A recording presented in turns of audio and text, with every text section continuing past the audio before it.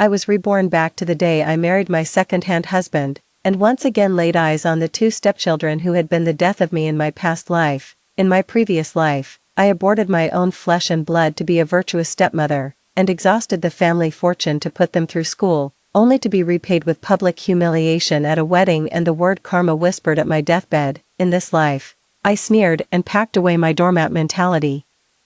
When my 8-year-old stepson slipped laxative into my tea again, I pushed the cup right in front of him, with his father watching. As his birth mother, Wang Yan, tried to stir up trouble, I pressed the record button and smiled, since my heartfelt sincerity was repaid with vicious ingratitude. Don't blame the stepmother for playing dirty. I lay on the cold hospital bed, listening to the heart monitor's shrill alarm, my vision fading in and out, outside the hospital room. I could hear Li Ming and Li Shui's voices. They couldn't even be bothered to step inside to see me one last time. That vicious woman is finally about to die. It's what she deserves. Li Ming's voice was dripping with satisfaction. Brother, keep your voice down. Someone might hear you. Li Shui offered a hypocritical warning, but then added, still, she had it coming. After the way she abused us all those years ago, getting lung cancer is nothing less than divine justice. My lips parted. But no sound would come. Tears traced a path from the corners of my eyes, soaking into the pillow. What a joke my whole life has been. 20 years ago, I married the widower Li Qinggang and became a stepmother to 8-year-old Li Ming and 6-year-old Li Shui. To be a good stepmother, I poured my heart and soul into it. I quit my teaching job to care for them full-time, even terminated my own 2-month pregnancy so they wouldn't feel replaced, after Li Qinggang died in the car accident. I worked 3 jobs to put them through top universities, and what did I get in return? Public humiliation at Li Ming's wedding. Their birth mother, Wang Yan, who had abandoned them for over 20 years, was ceremoniously invited on stage to sit in the mother's place of honor. Yet, I was publicly accused by Li Ming of child abuse and being psychologically twisted. I coughed up blood and collapsed on the spot. At the hospital, I was diagnosed with terminal lung cancer. Blood pressure keeps dropping. Prepare for resuscitation. The doctor's voice seemed to come from far away. I don't need resuscitation, just let me die. This life has been too much to bear. Darkness completely swallowed my consciousness. Oding, are you spacing out? A voice, both familiar and strange, pulled me back to awareness. My eyes snapped open. I found myself standing in a living room decorated with red characters. Before me stood Li Qinggang, looking 20 years younger. Dressed in a sharp suit with a groom's red flower pinned to his chest, tired from the wedding, he asked considerately, taking the bag from my hand, "Come, let me introduce you. This is Li Ming and Li Shui." My blood ran cold. Standing before me were 2 children, a boy of about 7 or 8 and a girl of 5 or 6. They were the exact image of my adopted children from my memories, frozen in their younger years. They looked up at me, their eyes filled with cold indifference and hostility. Ming. Xiao Shui, this is Auntie O. From now on, she'll be your mother. Li Qinggang gave the 2 children a gentle push. I have a real mother, Li Ming said coldly, taking his sister's hand and turning to leave. This scene felt so familiar. This is my first day married to Li Qinggang. Have I really gone back 20 years in time? Don't take it to heart. The children are still young and don't know any better. Li Qinggang patted my shoulder apologetically. Take your time, they'll come around. I forced a calm nod, excused myself to the bathroom, and locked the door. Staring at my reflection, now 20 years younger, my hands wouldn't stop trembling. This is no dream. I have been reborn, returned to the pivotal moment where my fate turned. In the mirror, my gaze grew steadily more resolute. Since fate has granted me a second chance, I will not repeat the same mistakes. The first thing, to confirm whether I am already pregnant. In my past life, at this time, I was already carrying my own child. Yet a month later, I chose to have an abortion to please my adopted children. That unborn child became a lifelong sorrow for me. I gently caressed my flat abdomen, vowing silently, "This time, I will protect you, my precious one." Stepping out of the bathroom, I watched the father and his 2 sons enjoying a cozy moment in the living room. A cold smirk tugged at the corner of my mouth. In my past life, I gave my all, only to be repaid with betrayal. In this life, I'm living for myself. Li Ming was whispering something into Li Qinggang's ear, but his eyes were fixed on me, brimming with malice. It was then I remembered, on the night of my wedding in my previous life, Li Ming had falsely accused me of hitting him, ruining my wedding night with nothing but Li Qinggang's cold contempt. It seems the malice of this brother and sister pair began much earlier than I had ever imagined. Chingang. I softly interrupted their whispering. I'll go tidy up the bedroom, tonight. I lowered my head, feigning shyness. Li Chinggang's eyes lit up, and he immediately handed the children over to the nanny. As he put his arm around my waist and led me towards the bedroom, I glanced back at Li Ming. Just as I expected, I caught a flash of resentment in his eyes. You little bastard, I sneered inwardly. We'll see about that. This isn't over. The morning sun streamed through a gap in the curtains. I jolted awake, momentarily unable to distinguish dream from reality.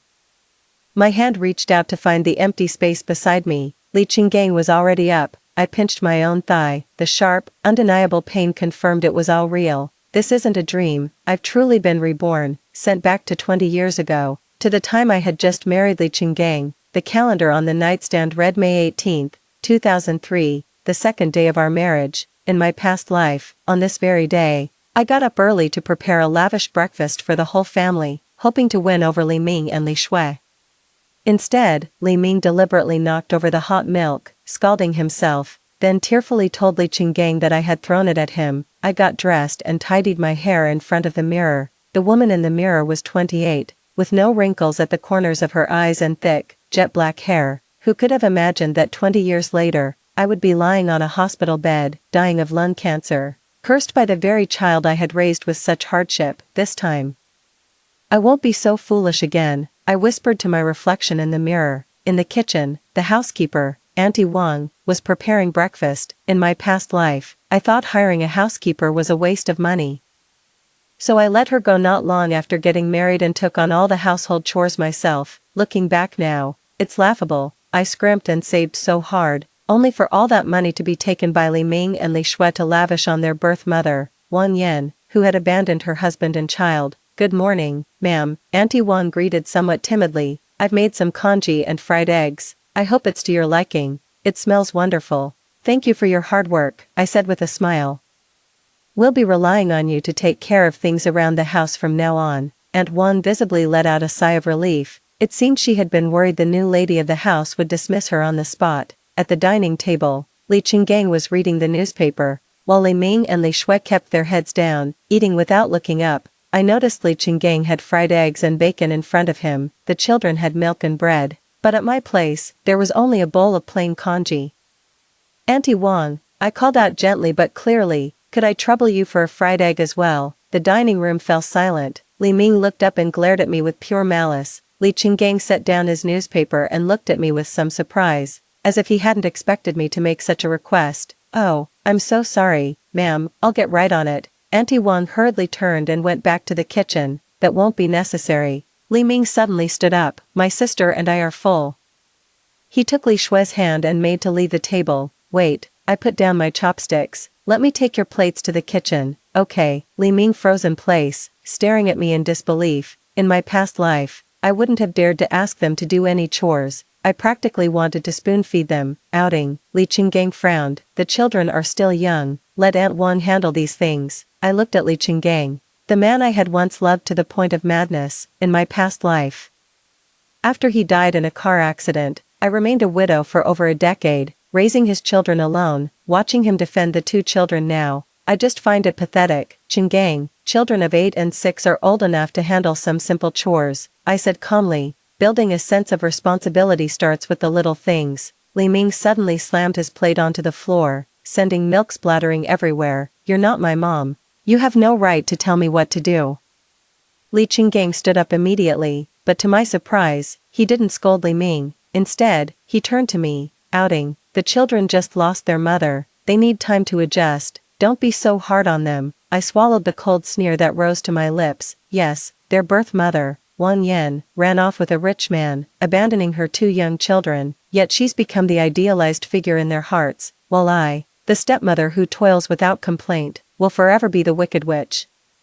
I understand, I nodded, feigning compromise, but I think, since we're a family now, there have to be some basic rules. After breakfast, Li Chingang left for work, and Auntie Wang took the children to school. I went back to the bedroom and retrieved a notebook from the back of the wardrobe. In my past life, I also kept a diary, but it was filled with trivial domestic matters and parenting notes. This time, What I intend to record is the evidence of Li Ming and Li Shue's crimes. Opening to the first page, I wrote down today's date and then gave a detailed account of what happened at breakfast. After writing, I hid the notebook in a place only I knew. At noon, I went to the pharmacy and bought a few pregnancy tests. In my past life, at this time, I was already pregnant with my own child, but because Li Ming pretended to have nightmares and needed me to sleep with him, and Li Shue would always cry in the middle of the night, I was utterly exhausted.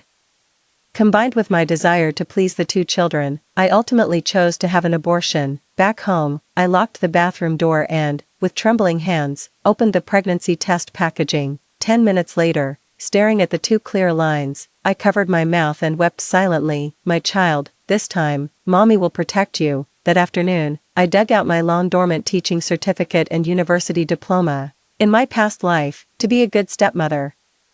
I resigned from my job as an elementary school teacher and devoted myself to homemaking. So, what happened? With no income after Li Qinggong's death, I was left scraping by on odd jobs. Without even enough money to see a doctor, the doorbell chimed. I opened the door to find Auntie Zhang from next door standing there, holding a box of pastries. Xiao, I heard you got married yesterday. I made some osmanthus cakes for you to try. Auntie Zhang said kindly. My nose tingled with emotion.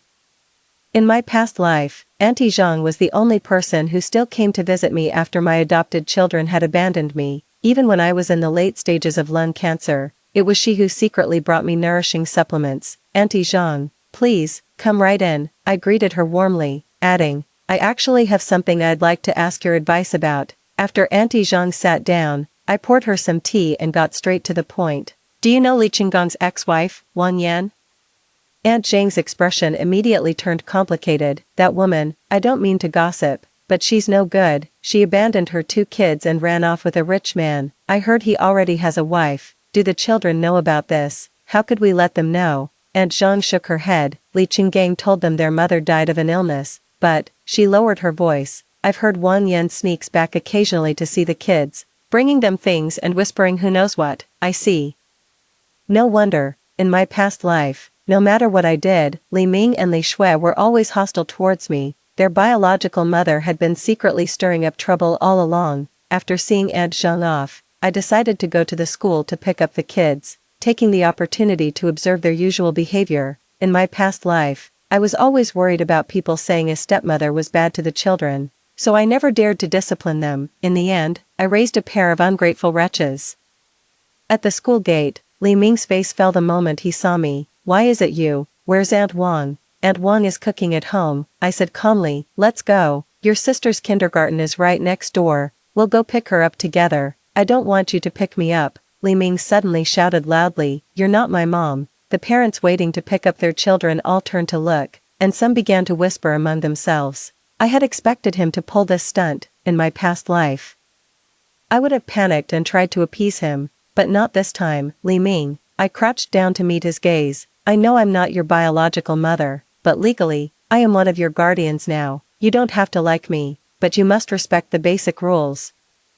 Li Ming clearly hadn't expected that kind of response from me and was momentarily speechless. Just then, his homeroom teacher approached. Mrs. Li, I was actually hoping to speak with you. The teacher told me that Li Ming had been bullying his classmates frequently, and that day, he had even thrown his deskmate's stationery into the trash. When I scolded him, he claimed his deskmate had started it, but all the other students said Li Ming was the one who instigated it. In my past life, I would have apologized on Li Ming's behalf and then gone home to lecture him with well-meaning but tedious advice. I just nodded and said, thank you for letting me know. Li Ming, you can explain it to the teacher yourself. On the way home, Li Ming wore a sullen expression the entire time. After we picked up Li Shue, the situation got even worse. The moment Li Shue saw me, she started crying and throwing a tantrum, insisting on buying a toy from a roadside stall. In my past life, I would have bought it for her just to stop the tears, but today, I calmly said, no, that's not a necessity. If you keep crying, we'll stand right here until you stop. The children's public tantrums didn't get them what they wanted, so they immediately went to Li Qinggang to complain as soon as they got home.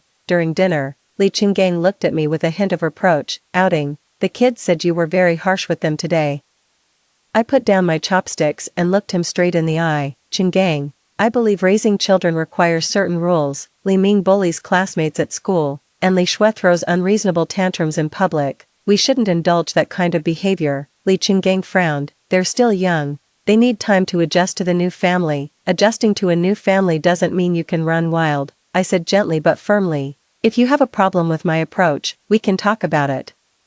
But I won't indulge their bad behavior unconditionally. An awkward silence fell over the dinner table. Li Ming suddenly said, Dad, I miss Mom. Li Qinggong's expression softened immediately. He patted Li Ming's head and said, I know, son. I watched the scene unfold, a cold sneer forming in my heart. My past self would have been consumed by guilt, convinced I hadn't done enough, but now I understand. In this house, I will always be an outsider. That night, while Li Qinggang was in the shower, I secretly went through Li Ming's school bag. Beneath a pile of crumpled notebooks, I found several torn photographs. They were my wedding photos with Li Qinggang. Next to them was a note, with the words I hate O Ting scrawled across it. I carefully gathered the note and the torn photo fragments and put them back where I found them. This was all evidence. It would come in handy someday. Before going to bed, I took out that notebook again and meticulously recorded everything that had happened today. Then, I opened the teacher recruitment listings and began to chart my own career path. This time, I won't pin all my hopes on this hostile family. I will have my own career, my own income, and my own life. As for the child in my womb, I gently touched my still flat stomach and made a silent vow.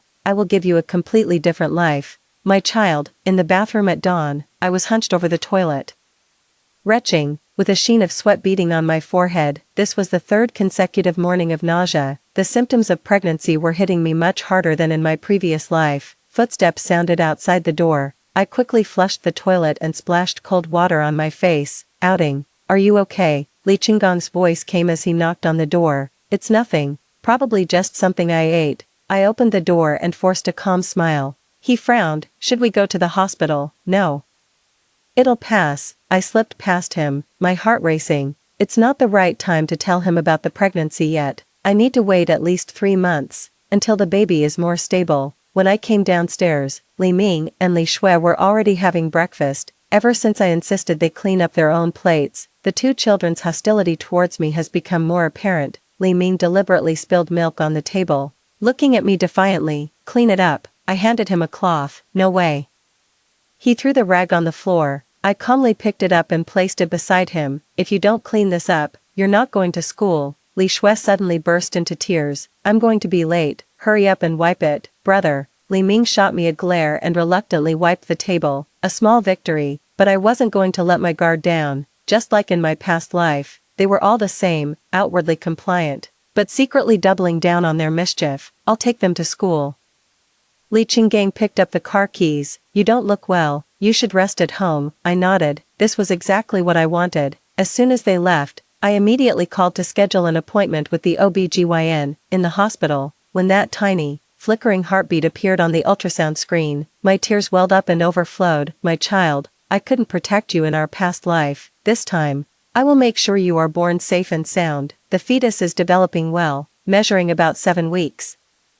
The doctor said with a gentle smile, you need to get plenty of rest and avoid strenuous activity or emotional stress. Stepping out of the hospital, the sunlight was so bright it was almost blinding. I placed a hand on my belly and made a decision. Until the baby is stable, I must avoid direct confrontation with Li Ming and Li Shui. For my child's sake, I have to learn patience and strategy. That afternoon, I went to the bookstore and bought the latest study materials for the teacher recruitment exam. In my past life, I gave up my career to take care of my family, and in the end, I didn't even have money for medical treatment. In this life, I will pass the teacher certification exam again before giving birth, to ensure my financial independence. When I got home, I found that my drawer had been rummaged through. Although my lesson preparation notes were still there, they had clearly been moved.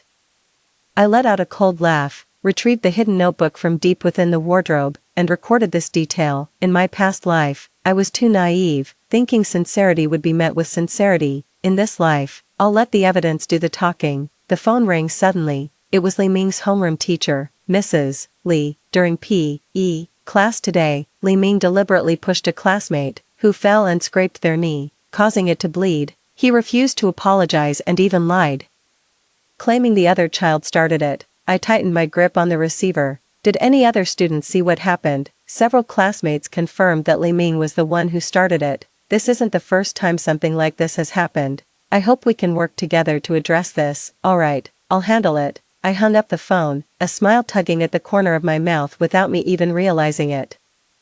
In my past life, every time I got a call like this, I would grovel and apologize to the teacher, then go home and painstakingly lecture Li Ming, only to cover for him in front of Li Qinggang in the end. And what was the result? Li Ming only got worse, eventually turning into a complete little tyrant who thought he was above the law. This time, I'm going to make him face the consequences himself. That evening, Li Qinggang returned home with the children. As soon as Li Ming walked through the door, he played the victim and accused, "Dad, someone pushed me in P.E. class today, and the teacher even yelled at me." Li Qinggang immediately furrowed his brow. What happened? I set down the book in my hands and said calmly, "I just got off the phone with the teacher." The truth is, Li Ming pushed a classmate over and then lied, saying the other kid started it. Several classmates witnessed it. Li Ming's face flushed bright red instantly. "That's a lie." Outing.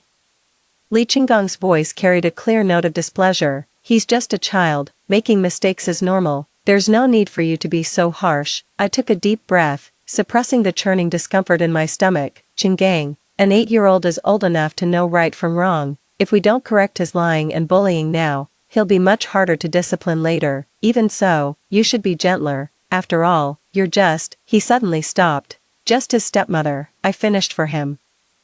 A cold smile playing on my lips. "Precisely because I'm his stepmother, I have to discipline him, otherwise, people will say I'm deliberately letting him go bad." Li Qinggang was left speechless by my words. Just then, the phone rang again. I answered it. It was the injured child's parent. I put the call on speakerphone so the whole family could hear their angry accusations. "My son needed 2 stitches in his knee. Your child must apologize, or I will file a complaint with the school." Li Qinggang's expression changed. He turned to Li Ming. "Did you really push someone?" Li Ming lowered his head and fell silent. "I'll take Li Ming to the school tomorrow to apologize in person," I said into the phone, then hung up. Li Qinggang rubbed his temples. "Outing, you handle this, a small victory." I nodded. "Li Ming, I want you to write a letter of apology. You will deliver it personally to your classmates and teacher tomorrow. If you don't, you can forget about playing in next week's football match." "No, I have to play," Li Ming shrieked. "That's entirely up to you," I said calmly, turning to go upstairs and cutting off any chance for him to argue further. That evening, Li Qinggang came to the bedroom. He looked at me with a complicated expression. "Outing, you've changed a lot lately." I pretended to tidy the wardrobe so he couldn't see my expression. "Is that so? I just think we can't always indulge the children."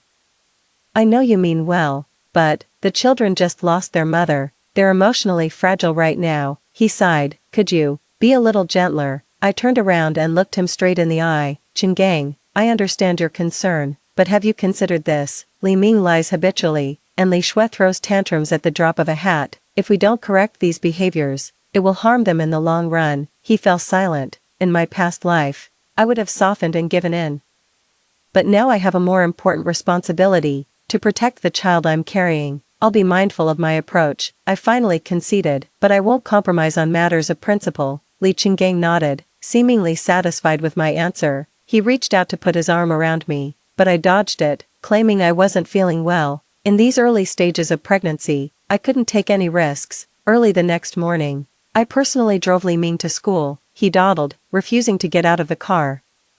I said calmly, "You can choose to face your mistake bravely, or you can be a coward and run from your responsibility. The choice is yours." In the end, he followed me into the school, albeit reluctantly. In front of the homeroom teacher and the injured classmate, he mumbled a quiet sorry, louder, and mean it. I gave his shoulder a little shove. Li Ming suddenly exploded. "Fine, I'm sorry, you vicious woman, I hate you." With that, he turned and ran. The homeroom teacher looked at me awkwardly. "Mrs. Li, let him cool off for a bit," I said, forcing a calm tone while my heart hammered in my chest. My past self would have been mortified at this moment, but now I just found it ridiculous. I turned to the injured child. "I apologize on Li Ming's behalf. I hope your knee heals quickly." Back home, I documented the entire incident in detail, including Li Ming's reaction and Li Qinggang's attitude. Then, I began reviewing materials for the teaching qualification exam. This is my path forward, and I must seize this opportunity. After lunch, a sudden wave of dizziness hit me. and I quickly sat down to rest. The discomfort of early pregnancy left me feeling utterly drained. Just then, Li Shui quietly approached me, and I instinctively shielded my abdomen. "Auntie," she called out sweetly, then suddenly reached out and pinched my arm hard. "Drop dead," I gasped in pain, grabbing her wrist.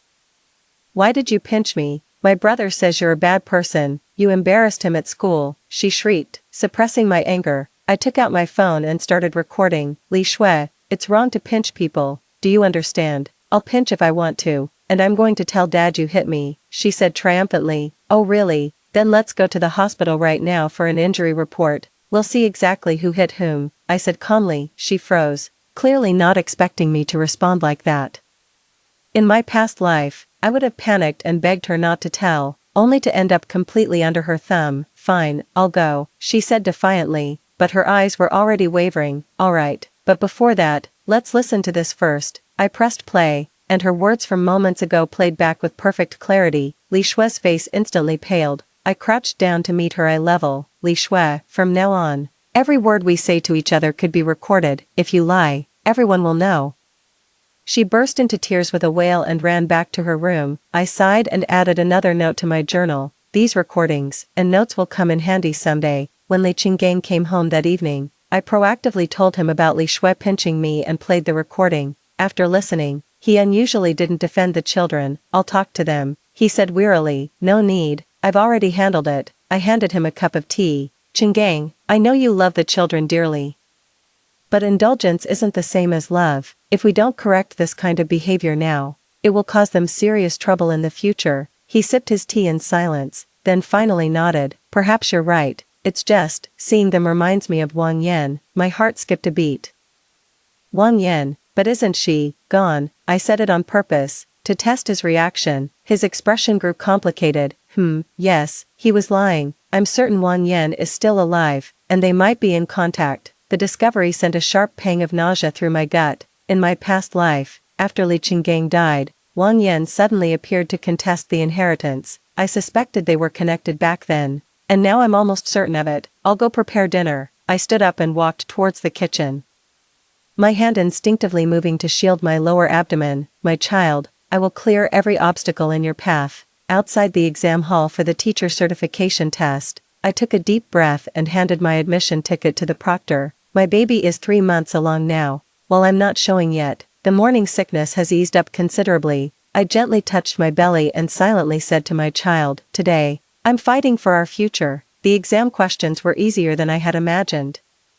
The teaching experience from my past life, combined with my diligent studying in this one, allowed me to answer the questions with ease, especially the final case study question on handling student conflicts. Having dealt with Li Ming's troublemaking at school, I had endless insights to share. After handing in my paper, I walked out of the exam hall with a light, brisk step. The early summer sun felt warm on my face. For the first time since my rebirth, I felt a genuine sense of ease. "Ting.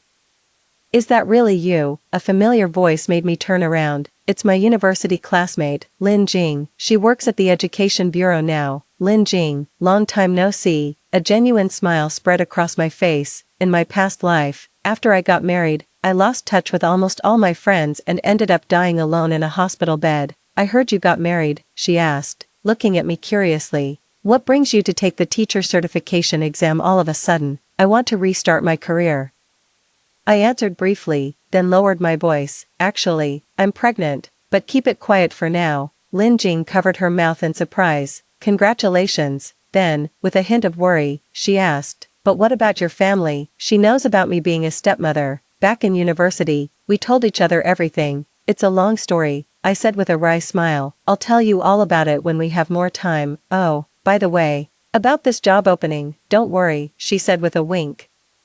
"There's an interview after the written test. I'll keep an eye out for you." After saying goodbye to Lin Jing, I went to a bookstore and bought a few books on prenatal care and parenting. In my past life, I was so busy caring for my adopted children that I neglected my own prenatal checkups, and in the end, I lost my own baby. This time, I'm going to approach every stage of my pregnancy with a scientific mindset. When I got home, I found that Aunt Wang had already picked up Li Ming and Li Shui from school. Li Ming was playing video games in the living room, with the volume cranked up to an ear-splitting level. Li Shui saw the book in my hand and curiously came over. "What book is that?" she asked, reaching out to grab it. I quickly hid the book behind my back. "Just some leisure reading." "Have you finished your homework?" She pouted and said, "I have a headache. I don't want to study for tomorrow's exam."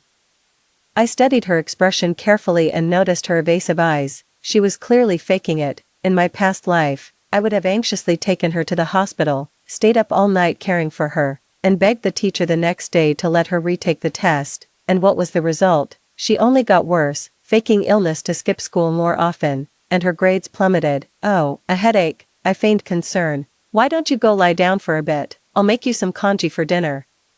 She clearly hadn't expected me to fall for it so easily. Shooting a triumphant glance at Li Ming, she skipped upstairs. I smirked to myself and took out my phone to note down this detail. Li Shui has a math exam tomorrow. She only scored 70 last time. By faking illness to skip it this time, her grades will only get worse. At dinner, when Li Qinggang heard Li Shui was sick, he was predictably concerned. "Should we take her to the hospital?" he asked. "Let's wait and see," I said calmly, ladling soup.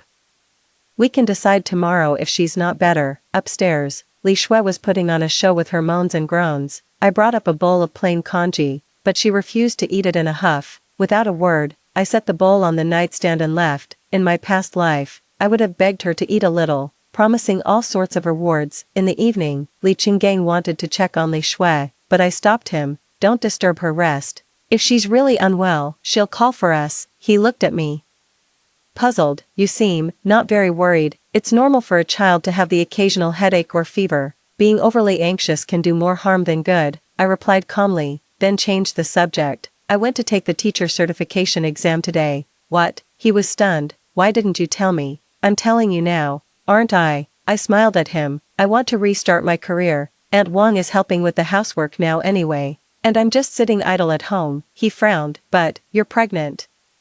He finally brought it up. When I told him the news last month, his reaction was quite mixed, both happy and worried. "Pregnancy isn't an illness." I gently touched my abdomen. "Many female teachers work right up until their due date." He opened his mouth as if to object, but couldn't find a good reason. In the end, he just said, "Fine, have it your way." Early the next morning, Li Shui claimed she still had a headache and didn't want to take the exam. I felt her forehead. It was ice cold. "All right.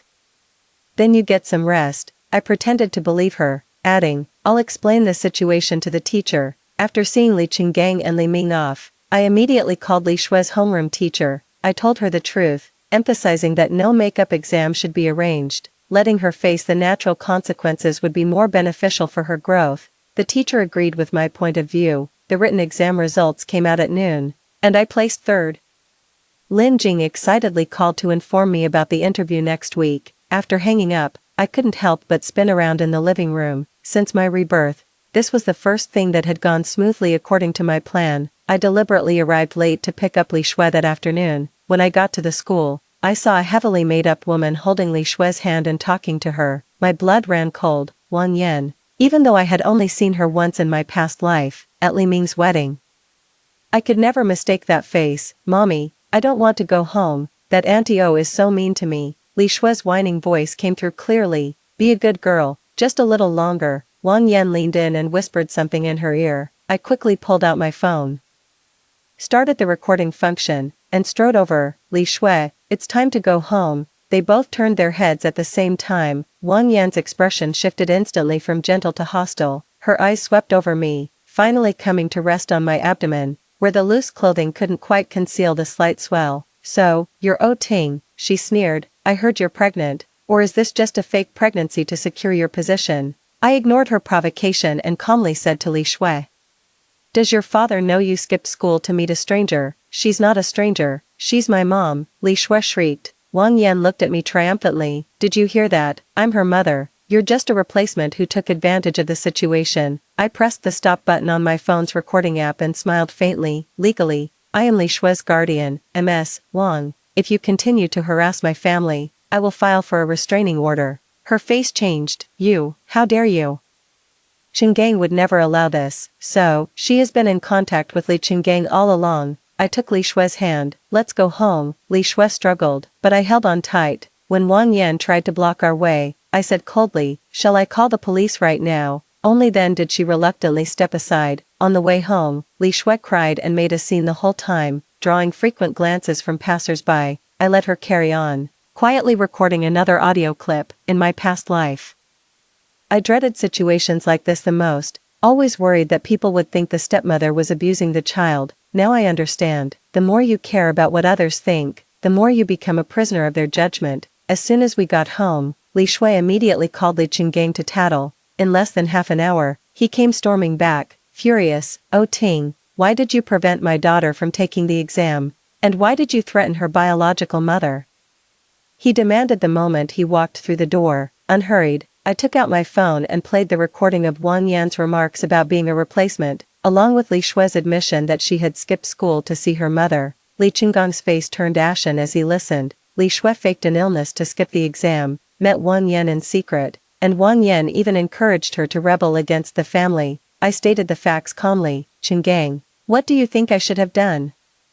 Indulge her?" He was left speechless and turned to Li Shui. "Were you really faking it?" Sensing the situation turning against her, Li Shui immediately started crying again. "My head really hurts. I miss Mom." Li Qinggang's expression softened. I shook my head inwardly. This man's utterly unprincipled indulgence of his children was a major reason why, in my past life, both kids grew up to be ungrateful. Why was Wang Yan at the school? I asked, getting straight to the point. He avoided my gaze. I don't know." "Oh, really?" I scoffed. "She mentioned your name just now, and it sounded perfectly natural." "Qinggang, if you're still in touch with your ex-wife, you'd better tell me now. After all," I placed a hand on my stomach, "our child is on the way. I have a right to know everything about my family." He was silent for a long time before finally admitting, She calls occasionally to ask about the kids, but I've never let her go to the school. From today on, I don't want her having any contact with the children," I said firmly. "If you don't agree,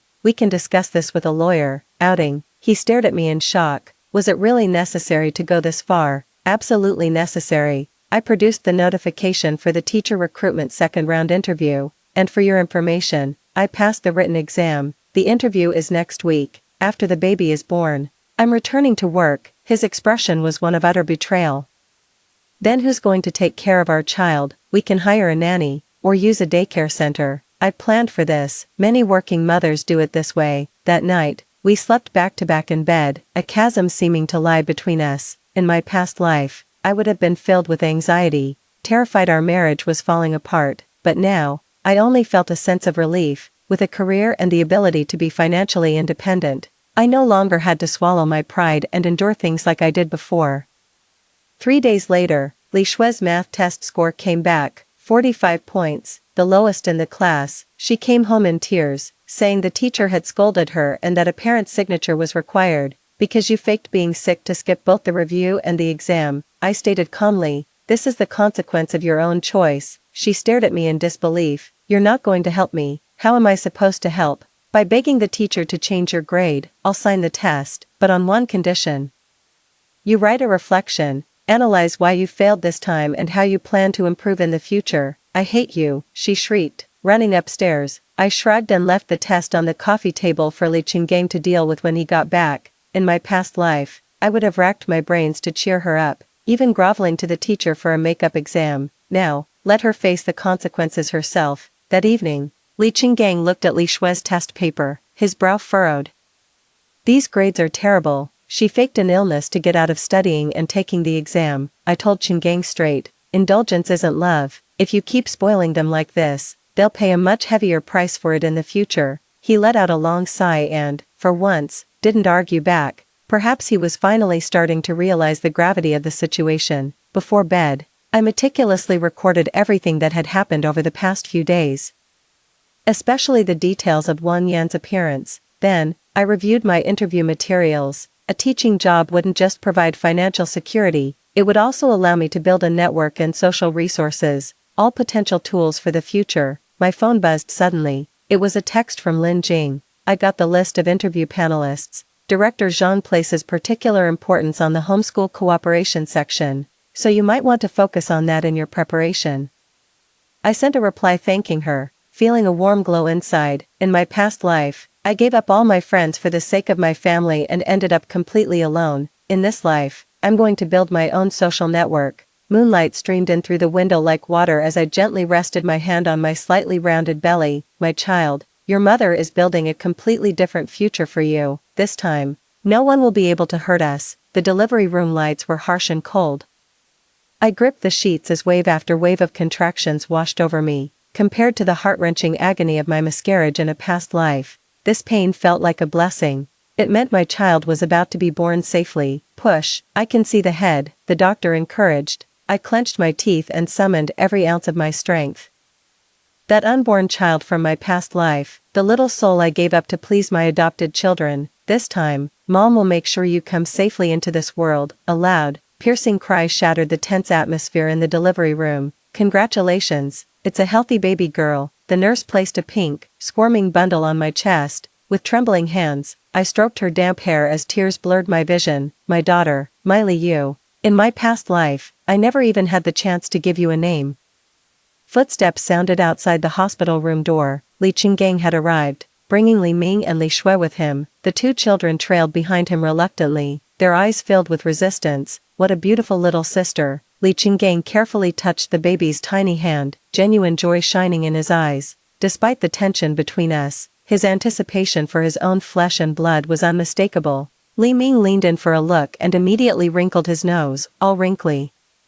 Like a little monkey, all newborns look like that, I said calmly, holding Li Yu a little tighter. In my past life, I would have immediately scolded Li Ming for his rudeness, sparking an argument that would have put Li Qinggang in a difficult position. Right now, as long as he doesn't lay a finger on my sister, he can say whatever he wants. Li Shui stood by the bed, her eyes gloomy. Dad, when are we going home? It stinks in here. I sneered inwardly.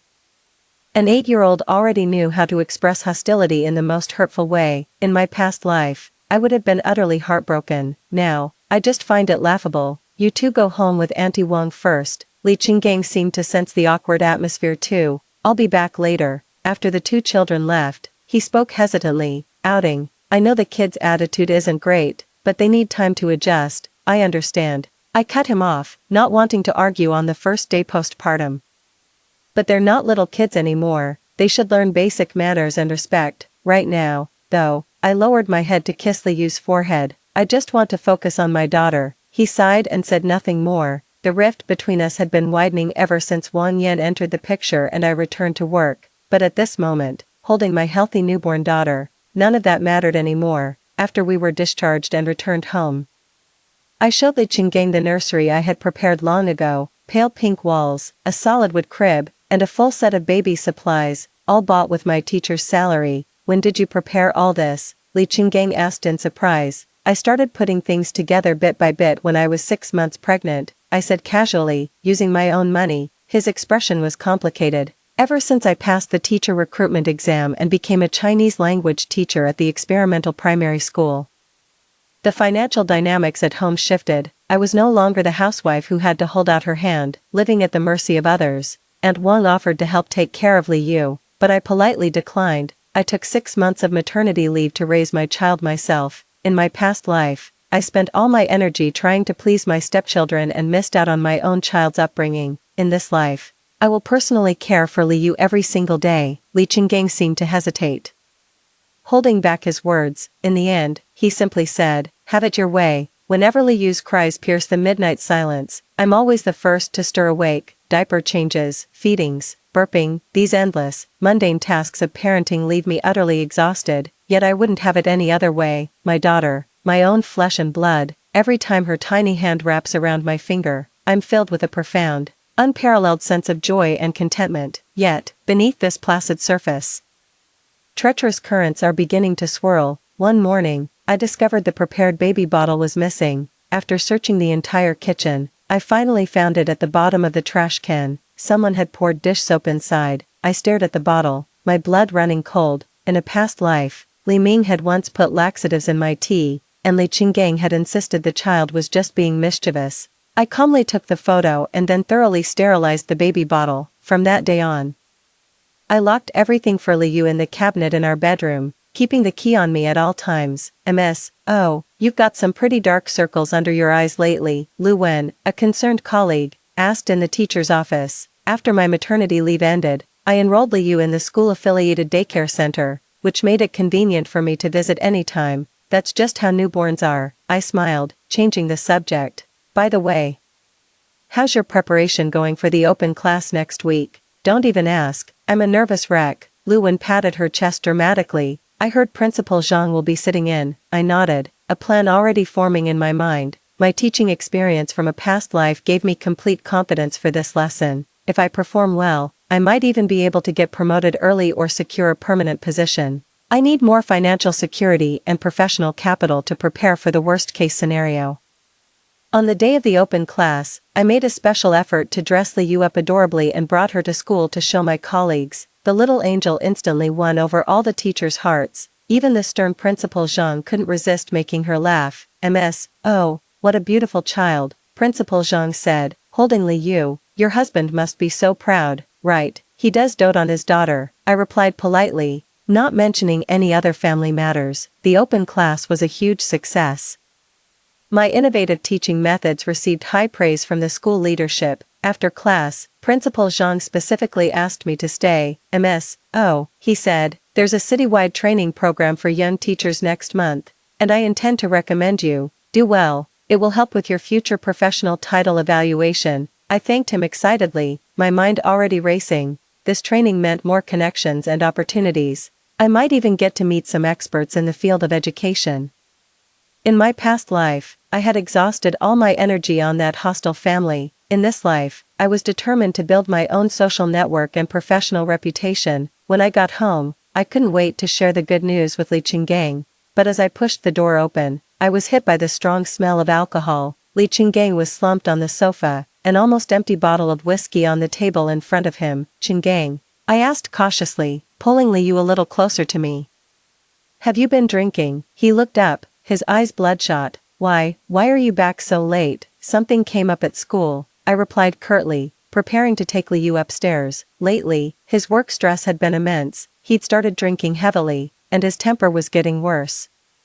"Stop right there," his voice suddenly rose, startling Liu. I'm asking you, are you getting awfully close with one of the male teachers at school?" I was stunned. "What do you mean?" Li Ming said. "He said he saw you with a male teacher at the cafe," he mumbled incoherently. I was trembling with rage. Was 10-year-old Li Ming already starting to spread this kind of rumor? In my past life, he used similar tactics to drive a wedge between me and Li Qinggang, which ultimately led to our separation. "Your son is lying," I said, enunciating every word. "I was at school all day today, teaching and in meetings. If you don't believe me, you can call Principal Zhang." He staggered to his feet. You have a job now, so you think you're all grown up, is that it? You look down on me now." I took a step back, shielding Liu. "You've had too much to drink, let's talk tomorrow." That night, I locked the bedroom door and pulled Liu's small bed close to mine. Li Qinggang's drinking problem had surfaced earlier than in my past life, a dangerous sign. Gently patting the frightened, crying Liu, I began to seriously consider the possibility of divorce. The next morning, Li Qinggang seemed to have a hazy memory of the previous night and offered me an awkward apology. "Qinggang," I said calmly, "I think you need to quit drinking. Furthermore, you should discipline Li Ming. Not put stock in the rumors spread by a 10-year-old child." He frowned, outing, "You're talking to me like I'm one of your students, because you're acting like a rebellious teenager." I shot back, "Drinking too much, being paranoid, having no principles with the kids. This isn't how a mature man behaves." I regretted the words as soon as they left my mouth, not because they were untrue, but because the timing was wrong. Antagonizing him now wouldn't do me any good. Sure enough, his expression darkened. "Perhaps we both need to cool off. I won't be home for dinner tonight." After he left, I immediately called Lin Jing and arranged to meet her for lunch. As an old classmate who works at the Education Bureau, she knows quite a few people in the legal field. At the cafe, I gave her a concise rundown of my family situation. "Are you thinking about divorce?" Lin Jing asked, lowering her voice. "I'm weighing all my options." I stirred my coffee gently. "In the worst-case scenario, I need to know how to fight for Liu's custody and secure the best possible outcome for myself." She nodded thoughtfully. "I know a very good divorce lawyer who specializes in custody cases, but," she hesitated, "you have a stable job, which is an advantage. However, the father is in a better financial position, so the court might lean towards joint custody." joint custody would mean Li Yu would have to live with Li Ming and Li Shui. I shook my head, that's absolutely out of the question.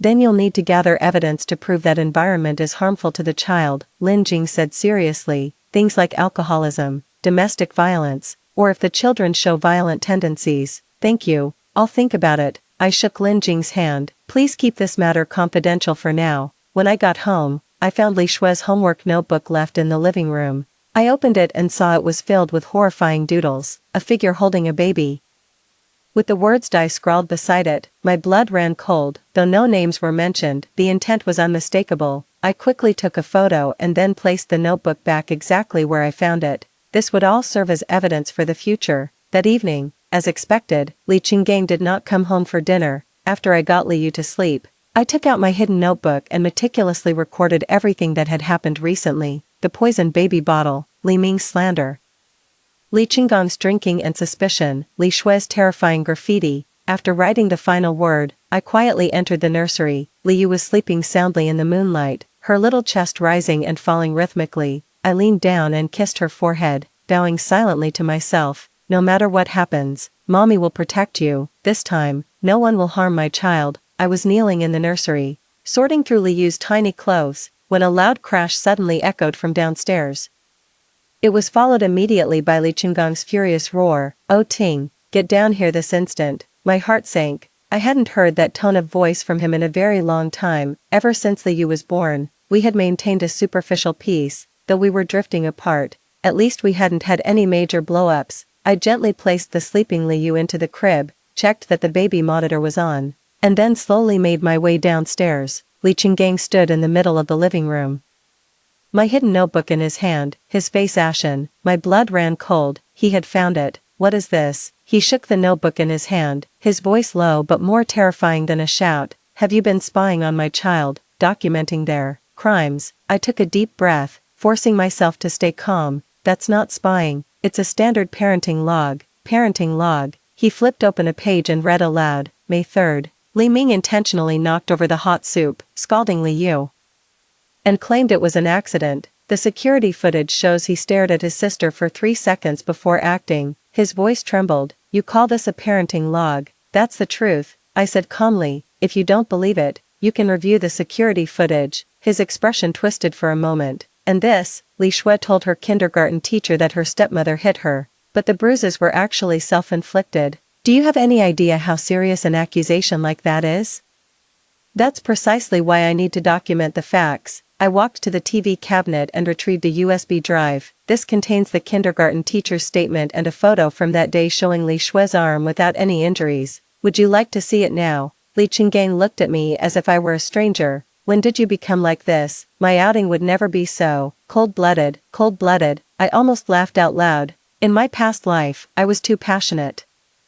And that's exactly why I ended up the way I did. Qinggang, I said, looking him straight in the eye, I'm just protecting our daughter. Can't you see the hostility Li Ming and Li Shui have towards Li Yu? He slammed the notebook down hard on the coffee table. They're just children, and you're documenting this as if it were criminal evidence, because no one would believe a stepmother. I picked up my notebook and flipped to the latest entry. For instance, just yesterday, Wang Yan came to pick up Li Shui from school again and taught her to call Li Yu a bastard. I have photos as proof. Li Qinggang's expression changed. Wang Yan, she just checks on the kids occasionally. Occasionally, I sneered. This is already the 3rd time this month. And, I pulled out my phone and played a recording, in which Wang Yan's voice was clear. Once your dad divorces that bitch, Mom will come back to live with you. Li Qinggang's face instantly turned ashen. You've been following them. Li Shui's smartwatch answered automatically. I lied calmly. But the truth is, I planted a voice recorder in her backpack. Qinggang and Wang Yan have been poisoning the kids' minds against this family. And you, I paused. Where were you last Thursday afternoon? His pupils contracted sharply. Last Thursday. He claimed he was working overtime, but in reality, he went to see Wang Yan, a fact my hired private investigator captured on camera. I was at the office. Really, I opened my phone's photo album and showed it to him. In the picture, he and Wang Yan were in a corner of the cafe, holding hands. Li Qinggang recoiled as if scalded. You had someone follow me. I just want the truth. I took back my phone. What are you two planning? A divorce? Sending Li Yu away? It's not what you think. He grabbed his own hair. Wang Yan just wants to be more involved in the child's life, and conveniently get involved in her ex-husband's life too. I sneered. Chenggang, I'm not a fool. If you really want to get back with Wang Yan, we can discuss a divorce, but Liu stays with me. You're insane, he roared. I will not give up on my daughter. The sound of crying from upstairs cut through our argument. Liu was awake. I turned and headed for the stairs, pausing at the foot of them. Every single thing in that notebook is backed by evidence. You can keep lying to yourself, but don't expect me to play along anymore. After settling Liu back to sleep, I found that Li Chenggang had already left. On the coffee table sat a half-finished glass of whiskey. Calmly, I took a photo and added it to the evidence of alcohol abuse folder. Then, I sent a text to the private investigator. Continue surveillance. Priority, document any instances of driving after drinking.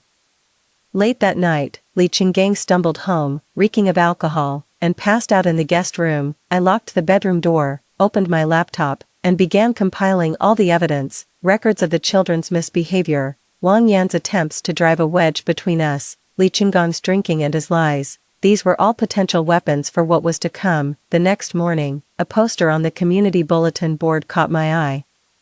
How to Establish Healthy Family Boundaries, a family education lecture. The speaker was the renowned child psychologist, Professor Zheng. I immediately noted down the time and location. On the day of the lecture, I made a point of bringing Liu with me. There were quite a few familiar neighbors in the audience, and they seemed surprised to see me with the child. After all, rumors about the wicked stepmother had been circulating for a long time. Professor Zheng's lecture was brilliant. When he specifically addressed establishing boundaries in stepfamilies, I couldn't help but raise my hand to ask, Professor Zheng, if a stepchild, influenced by their biological mother, develops hostility towards their stepmother and half-sister, even to the point of harmful behavior, how should that be handled? The entire room fell silent instantly. The question was too specific, and too pointed. Professor Zheng adjusted his glasses. First and foremost, the child's safety must be guaranteed.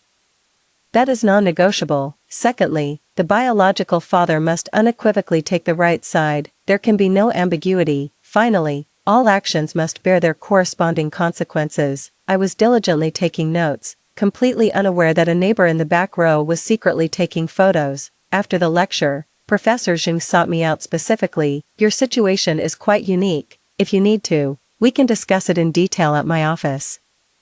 I was just about to thank him when I suddenly saw Li Chenggang standing at the entrance of the venue, his face dark. He strode over. What are you doing here? Attending a lecture, I said calmly, pulling Liu closer to me. Is airing our dirty laundry in public something to be proud of? He demanded in a hushed voice. Professor Zheng interjected. Sir, MS.O. is simply here seeking professional advice. Family education is not a private shame, it's a social responsibility.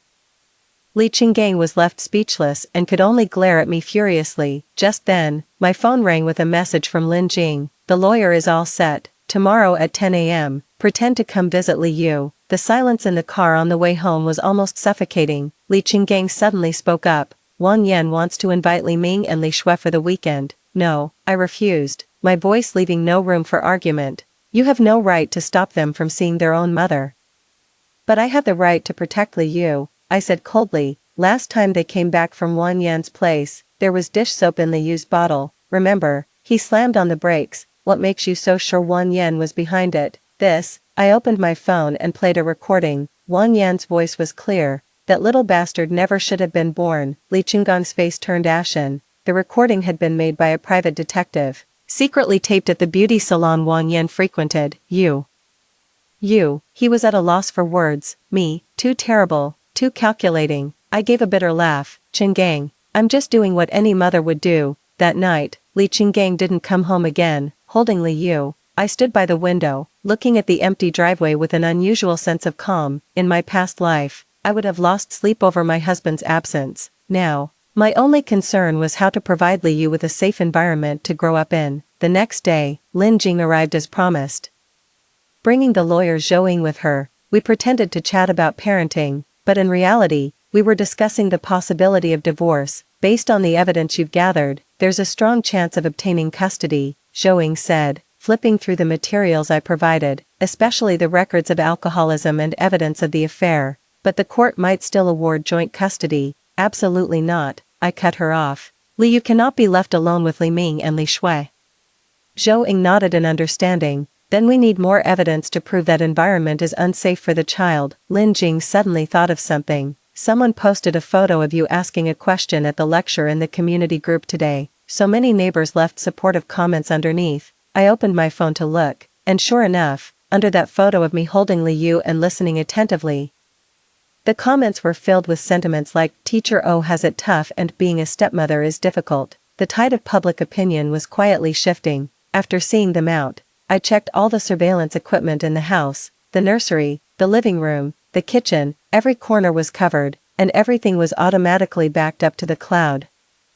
This wasn't just about gathering evidence, it was about keeping Li Yu safe. Li Qinggang came home that night, reeking of alcohol and perfume. He looked at me with pure hostility, but he toned it down considerably when I pulled out my phone and started recording him. "We need to talk," he said, sitting at the far end of the sofa. "Wang Yan, she does want to get back together, but I haven't decided yet." I hadn't expected him to admit it so directly. My heart gave a sharp, painful lurch.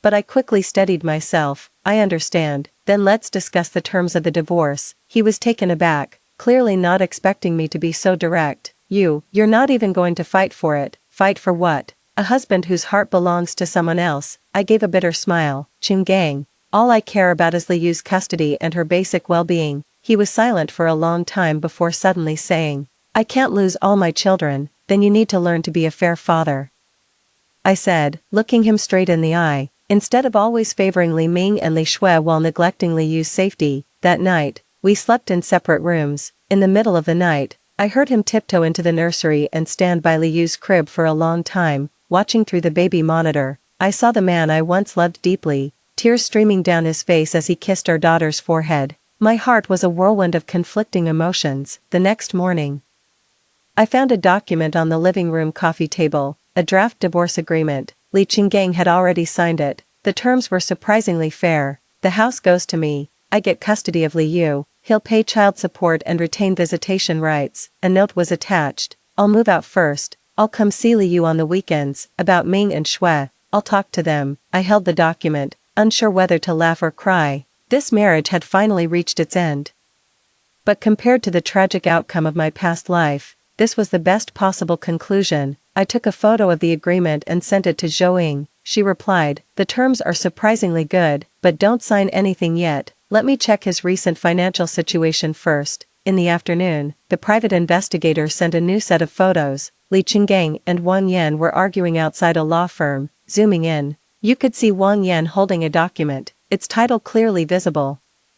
Prenuptial agreement. A cold laugh escaped me. "So that's how it is." Li Qinggang was willing to offer me fair terms because Wang Yan made exorbitant demands during the asset division. How ironic. My so-called wicked stepmother never intended to squeeze him for money, while the kind-hearted ex-wife he remembered has shown her true colors. Putting down my phone, I walked over to the crib. Li Yu was babbling and playing with her tiny toes. When she saw me, her gummy face immediately lit up with a smile. I gently picked her up and kissed her soft cheek. "Sweetheart, Mommy will give you a safe and happy home. This time, no one can hurt us." Outside the window, the early summer sun shone bright and brilliant, as if heralding clear skies after the storm. Rain drummed against the window pane. As I sat in the living room grading student papers, the sound of Li Qinggang opening a bottle in the kitchen reached my ears.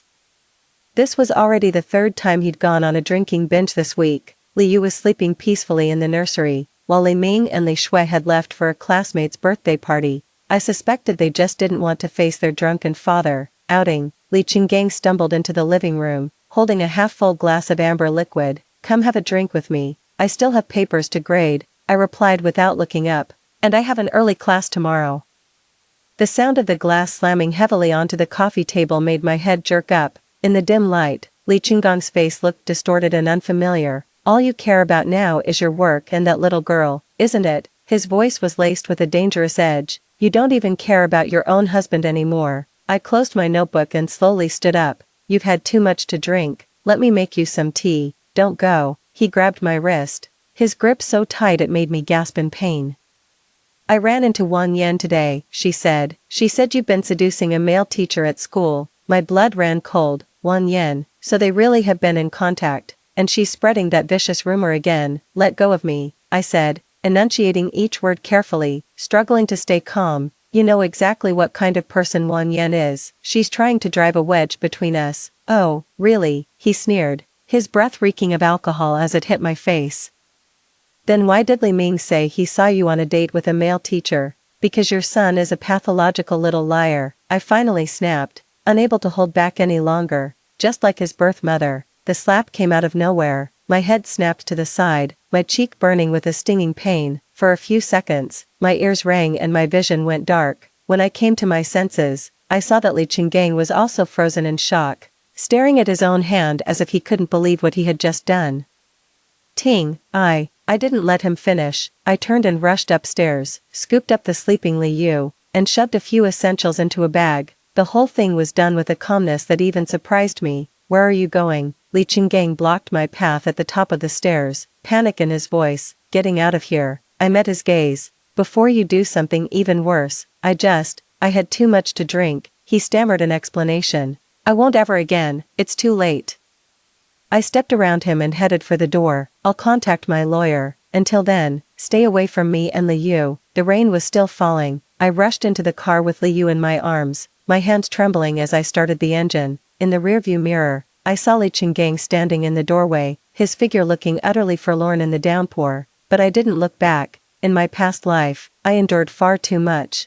And all it ever brought me was betrayal and pain. In this life, for Li Yu's sake, I have to be strong. After receiving my call, Lin Jing immediately connected me with her friend Zhou Ying, a lawyer who specializes in divorce cases. On her advice, Li Yu and I temporarily moved into a hotel near the school. We need to photograph the injuries on your face for evidence, Zhou Ying said seriously. Also, tell me everything you know. Over the next few hours, I recounted the entire history of the marriage in detail, Wang Yan's meddling, the hostility from the adopted children, Li Qinggang's alcoholism, and the domestic violence that occurred tonight. I also showed some of the evidence saved on my phone, photos of the poisoned baby bottle, Li Shui's disturbing drawings, records of Li Ming causing trouble at school. All of this is important, Zhou Ying said, taking notes rapidly, but the court places more weight on direct evidence, such as medical records from the domestic violence incident, proof of his alcoholism. I have recordings. It suddenly came back to me, and I pulled out my phone. Every time Wang Yan came to the school to stir up trouble, or every time Li Qinggang was drunk and spouting nonsense, I recorded it. Zhou Ying's eyes lit up. Perfect. These can all serve as evidence.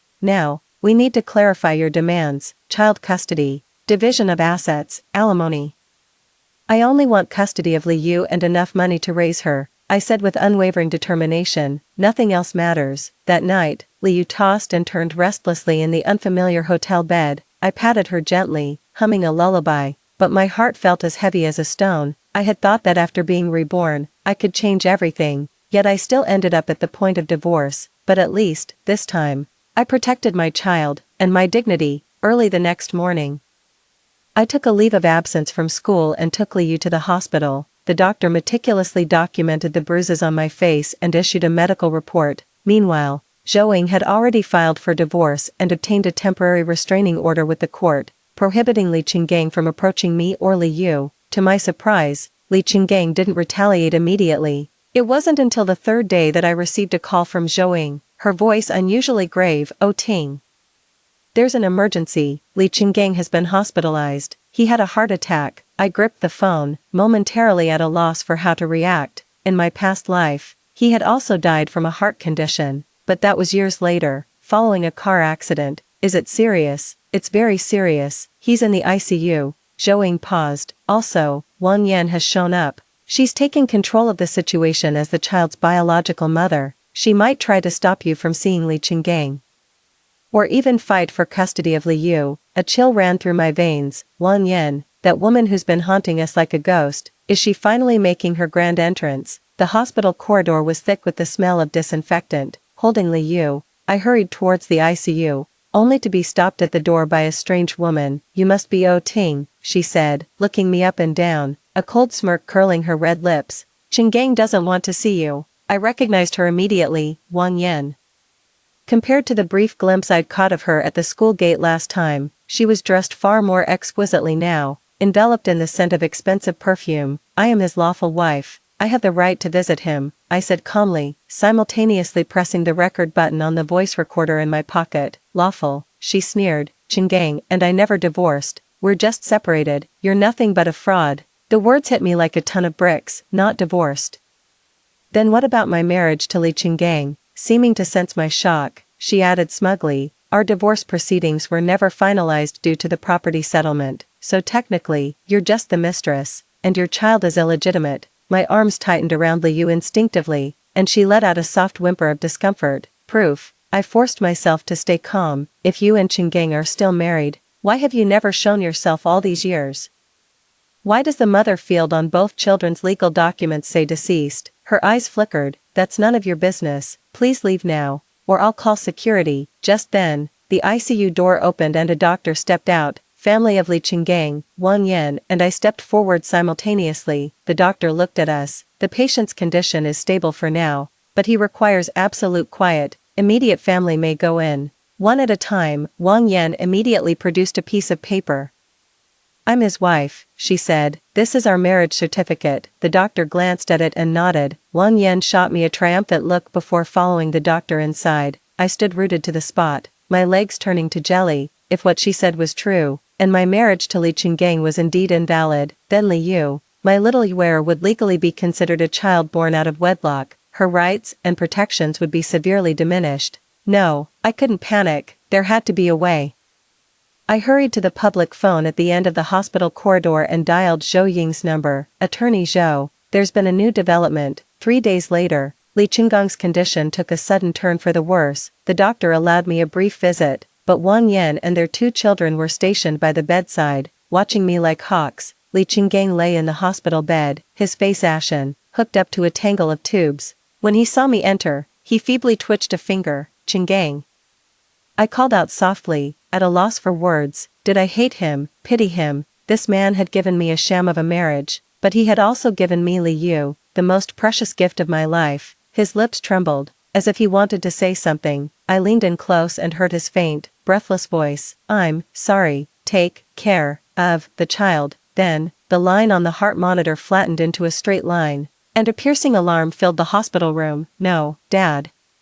Li Ming and Li Shui threw themselves onto the bedside, weeping. Wang Yan also dabbed at her eyes with feigned sorrow, not forgetting to shoot me a triumphant look. I silently stepped back, holding Liu tighter in my arms. Li Chingang was gone, leaving behind a complete mess, and the real war was just beginning. At the funeral, Wang Yan presided over everything as the widow, while Liu and I were seated in the very last row. Relatives cast glances of either pity or contempt our way, their hushed whispers never ceasing. I heard she was the other woman. That child is illegitimate, isn't she? It's Wang Yan who's truly pitiful, having her husband stolen from her for all these years. I sat up straight, my face expressionless. Let them talk, the truth would come out soon enough. After the funeral, Wang Yan immediately sprang into action. As the legal spouse, she took over all of Li Chinggang's property and bank accounts, even attempting to change the locks on the house we lived in. You have 3 days to move out, she informed me haughtily, or I'll call the police. Zhou Ying quickly counterattacked, filing an emergency application with the court to freeze Li Chinggang's estate and confirm my marital relationship with him. Simultaneously, we began gathering evidence of Wang Yan's activities over the years, her relationships with various men, her long-term failure to fulfill her duties as a mother. The situation is complicated, but not hopeless. Zhou Ying analyzed that the key is to prove that Wang Yan has long abandoned the family, while you and Li Chingang have lived together for years as husband and wife, establishing a de facto marital relationship. What about Liu? According to the law, children born out of wedlock have the same rights as those born within marriage. As long as paternity is established, Zhou Ying reassured me that Li Chingang signed the birth certificate, and that fact won't change. Back in the small, temporary apartment I was renting, I collapsed onto the sofa, exhausted. Liu babbled and played with her toys in the crib, completely unaware of the turmoil, gently stroking her soft hair. I made a silent vow, no matter the cost, I will protect everything you are entitled to. My phone buzzed suddenly, a text from an unknown number. Think you've won, just you wait, you bitch. I stared at the message and suddenly laughed. Wang Yan had finally dropped the act. Good, the war was on, and this time, I was ready. In the court mediation room, the air conditioner hummed with a low, steady drone. I sat at one end of the long table, facing Wang Yan and the high-priced, elite lawyer she had hired. Li Ming and Li Shui sat on either side of her, like two loyal little guardians. Li Ming was 15, almost as tall as an adult, the hostility in his eyes undiminished. Li Shui was 13, wearing heavy makeup that didn't suit her age, looking at me as if I were a piece of trash. The mediator cleared his throat. Regarding the distribution of Mr. Li Qinggong's estate, what proposals do the two parties have? Wang Yan's lawyer spoke first. My client is the lawful spouse and is entitled to inherit the entire estate. As for Ms.O., given the questionable nature of her marital relationship with Mr. Li, she can at most receive a small compensatory sum. Zhou Ying sneered. Our side has submitted ample evidence proving that Ms.O. and Li Qinggang had a de facto marital relationship. According to Article 1054 of the Civil Code, she is entitled to the rights of a lawful spouse. Furthermore, we have evidence indicating that Ms. Wang has long abandoned her family and failed to fulfill her maternal duties. Preposterous. Wang Yan slammed the table and stood up. It was O Ting who intruded into our marriage. Is that so? Zhou Ying replied calmly, sliding a document across the table. This is evidence of your extramarital affair with a certain business owner, Mr. Lin. The timeline predates your departure from the family, and these, she produced several more photographs, are intimate photos of you with various men, all taken during the period you claimed to be a widow. Wang Yan's face instantly drained of color. Li Ming and Li Shui stared at the photographs in confusion, clearly having never seen them before. The mediation lasted 3 hours and ended in a stalemate. As I was leaving the courthouse, Wang Yan stopped me. You think you can win like this? Dream on. I'll make sure everyone knows exactly what kind of person you are. I looked at her calmly. Be my guest, but before you do, I took out my phone and played a recording. It was of her saying at the hospital entrance that Qinggang and I never actually got divorced. I wonder what your new boyfriend would think if he heard this. I hear he's quite a traditional man. Wang Yan's face contorted. Of course, she hadn't told her current sugar daddy about her potential bigamy situation. You bitch. She raised her hand to hit me, but Li Ming grabbed her arm and held her back. Mom, don't pay her any mind. Li Ming glared at me with venom. We'll take this to court. Let's see how long she can keep up this arrogance. As I watched their retreating figures, I clenched my fists. This war was far from over. Over the following week, the whispers and rumors in the community grew louder and more numerous. Some said I was a homewrecker who specialized in seducing married men. Others claimed I abused my stepchildren. There were even rumors that I had hastened Li Qinggong's death to get my hands on the inheritance. At the supermarket, my neighbors would avoid me. At the school gate, other parents would point and whisper. What hurt me most was hearing people start to gossip about Li Yu. Words like illegitimate child and without status drifted into my ears, cutting into my heart like knives. We have to fight back, Zhou Ying said firmly. The battle for public opinion is part of the legal battle. These rumors are already affecting your work and your life.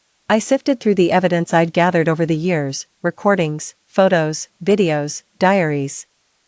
Each page documented the hidden darkness of this family. I had wanted to spare Li Ming and Li Shui some dignity, but now, it was clear that they, along with Wang Yan, had no intention of leaving a path for me and Li Yu to survive. There's a homeowners meeting in the community next Wednesday. I took a deep breath. I wanted to request to speak. On the day of the meeting, the community center was packed. Clearly, a lot of people had heard about the drama, with some even coming from outside our neighborhood just to watch the spectacle. Wang Yan was dressed to the nines, sitting in the front row with Li Ming and Li Shui, putting on the airs of a victim. I wore a simple white shirt and black trousers, holding a file folder and a small projector. The community director introduced me awkwardly. Teacher O has something she'd like to say to everyone today. I stepped onto the stage, my heart pounding like thunder as I scanned the faces in the audience, some curious, others scornful. In my past life, I was terrified of other people's judgment, swallowing my pride to be a good stepmother.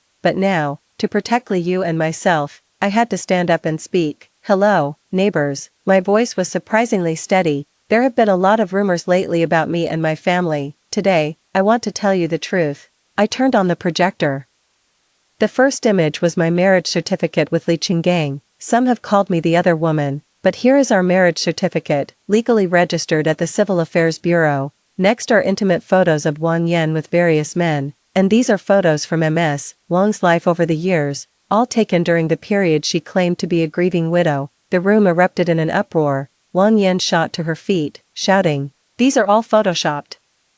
I ignored her and played the next recording, Wang Yan telling Li Shui at the school gate to just hang in there a little longer, that they'd soon get rid of that aunt. Oh, the venom in her voice on the tape made many in the audience frown. This is evidence of MS, Wang inciting the children against the family. And then there's these. I presented a series of photos, the poisoned baby bottle, Li Shui's disturbing drawings, records of Li Ming bullying classmates at school, as a stepmother.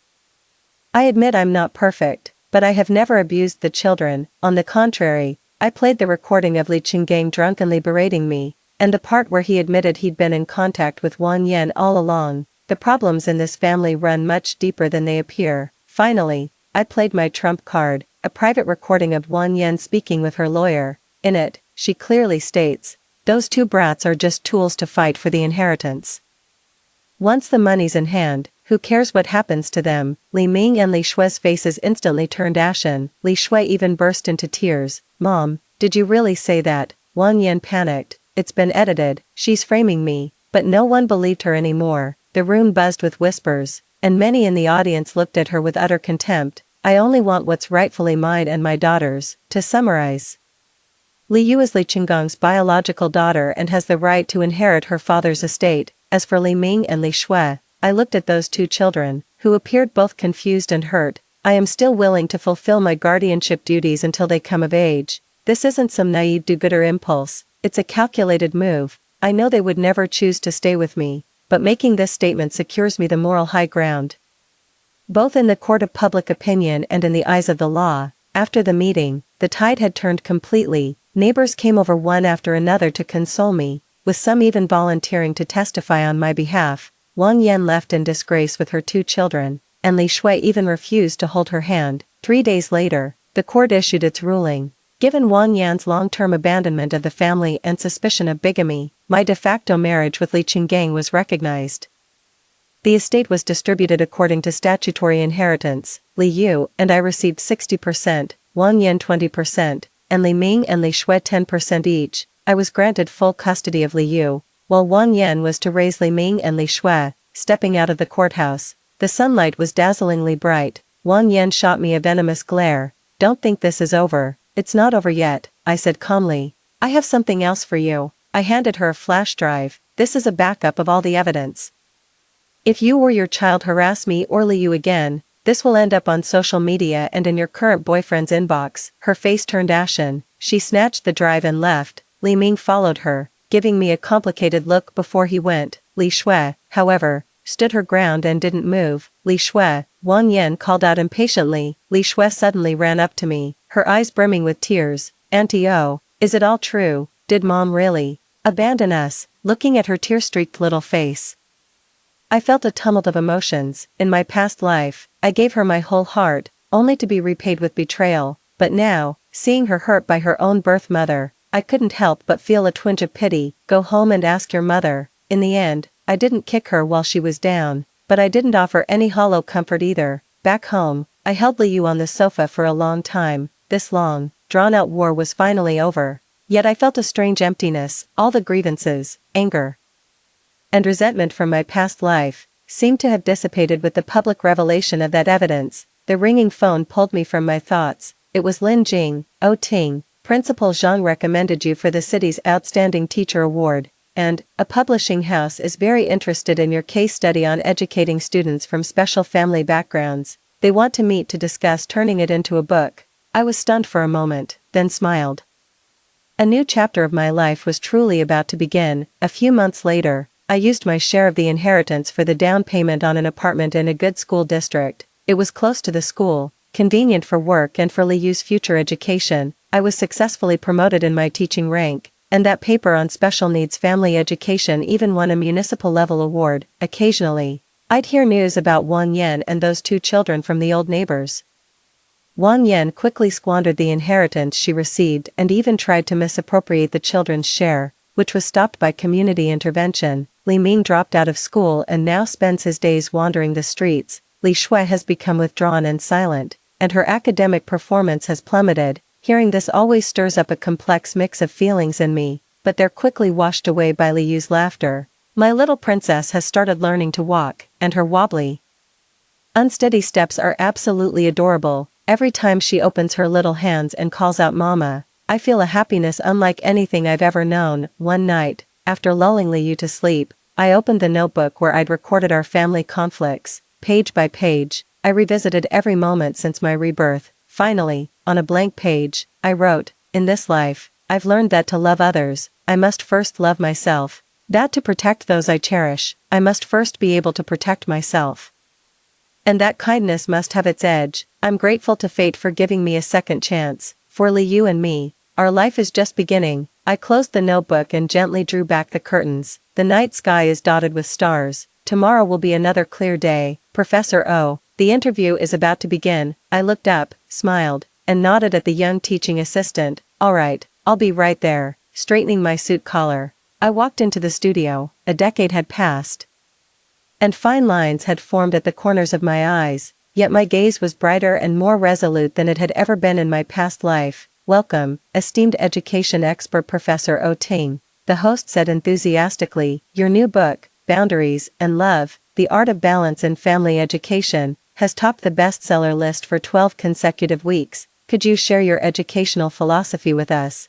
I smiled at the camera. The core of education is the balance between love and rules.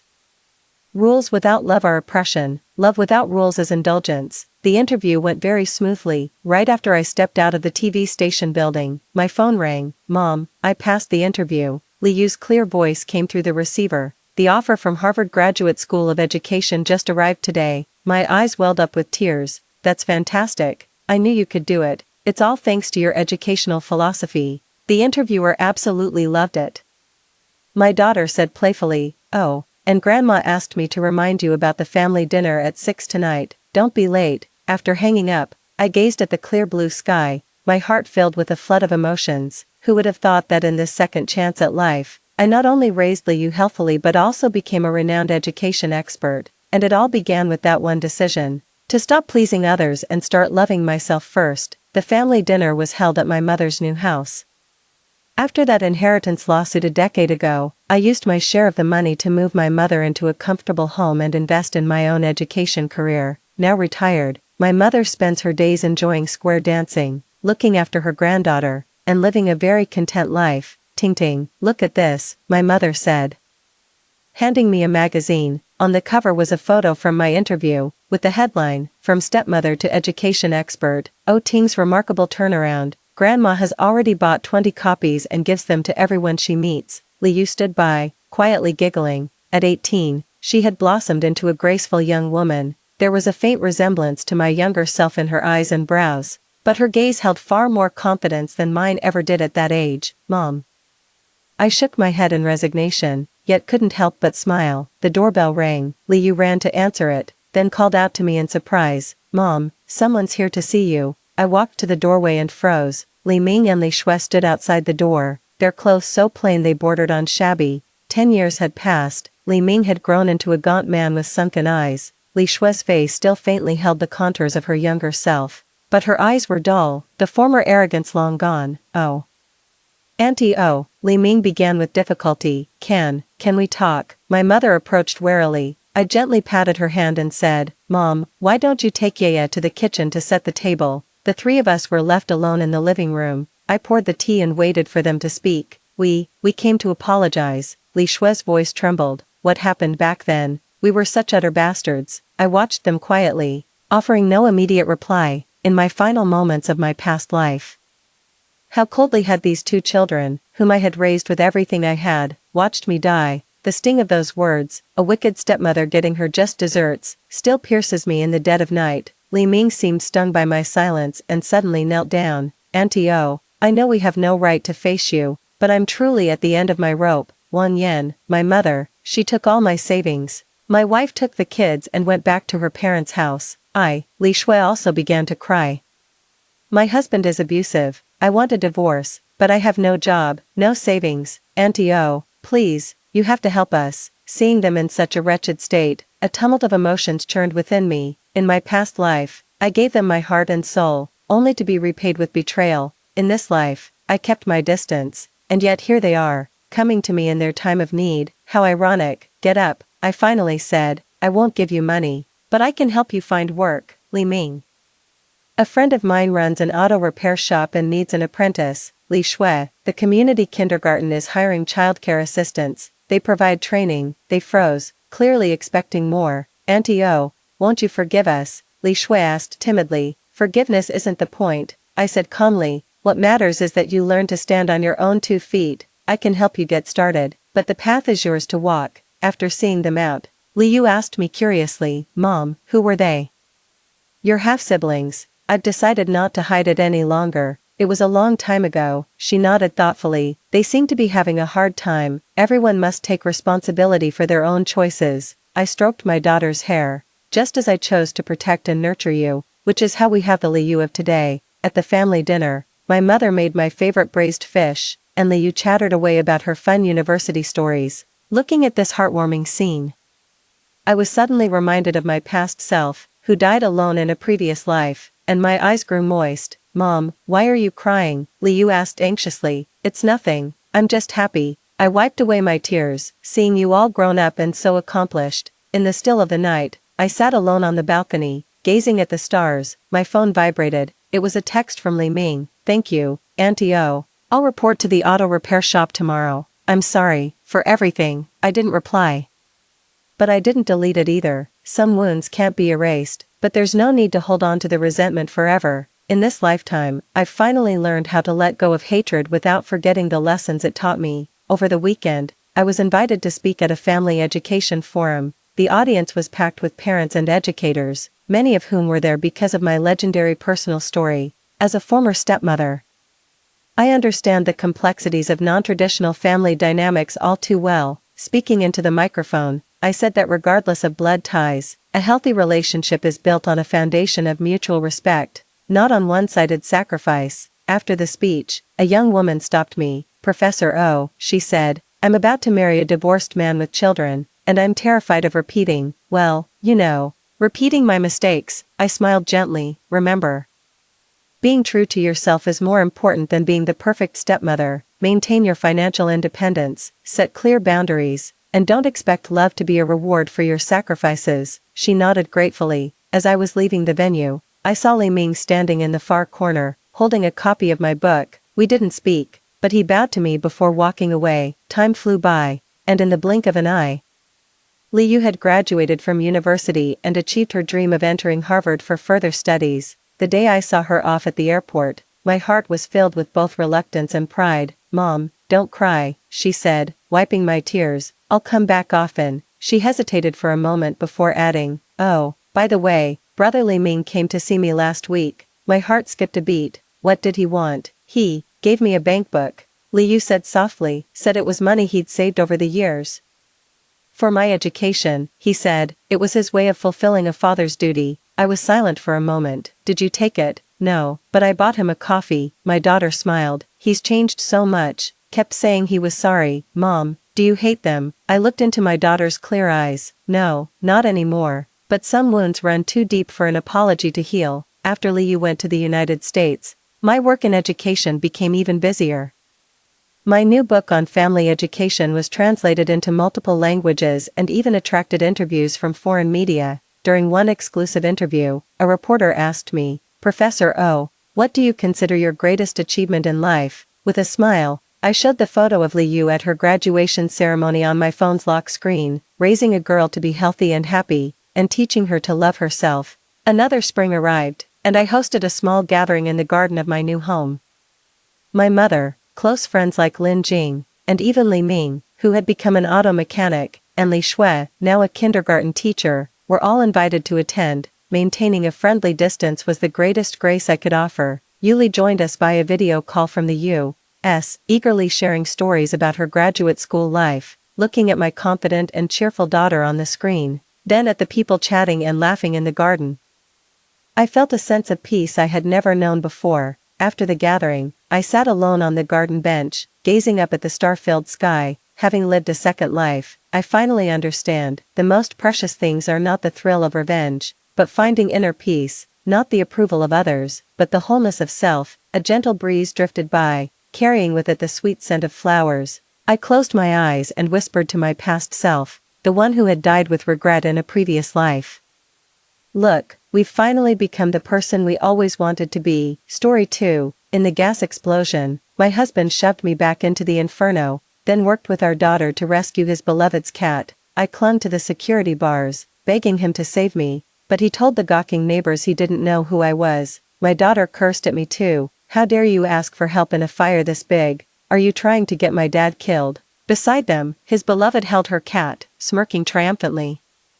You can't even measure up to my cat. I was burned alive at the security window, withdrawing my hand for help in my final moments. I regret it. I shouldn't have called out to them for help, much less tried to save them. When I opened my eyes again, I was back on the day of the gas explosion. Hello everyone, and welcome to Whispering Glow. In the spacious kitchen, my husband, Qingjun, kicked over the freshly made chicken soup. Behind him, our daughter Ping Ping glared at me, clutching a white long-haired cat. You scared Xiaomi. This is Aunt Yuner's cat. If Aunt Yuner gets angry, you're going to pay for this. I stood there, wooden spoon in hand, staring blankly at the scene before me. Qingjun, Ping Ping, the cat, the kitchen. I had been reborn. The Auntie Yuner Ping Ping mentioned was Qingjun's first love, his unforgettable white moonlight, Li Yun. After returning to the country and becoming Qingjun's secretary, she even came to my home to have an affair with him, and I caught them in the act. In my past life, Qingjun heartlessly pushed me into the raging fire, also he could start a new family with her.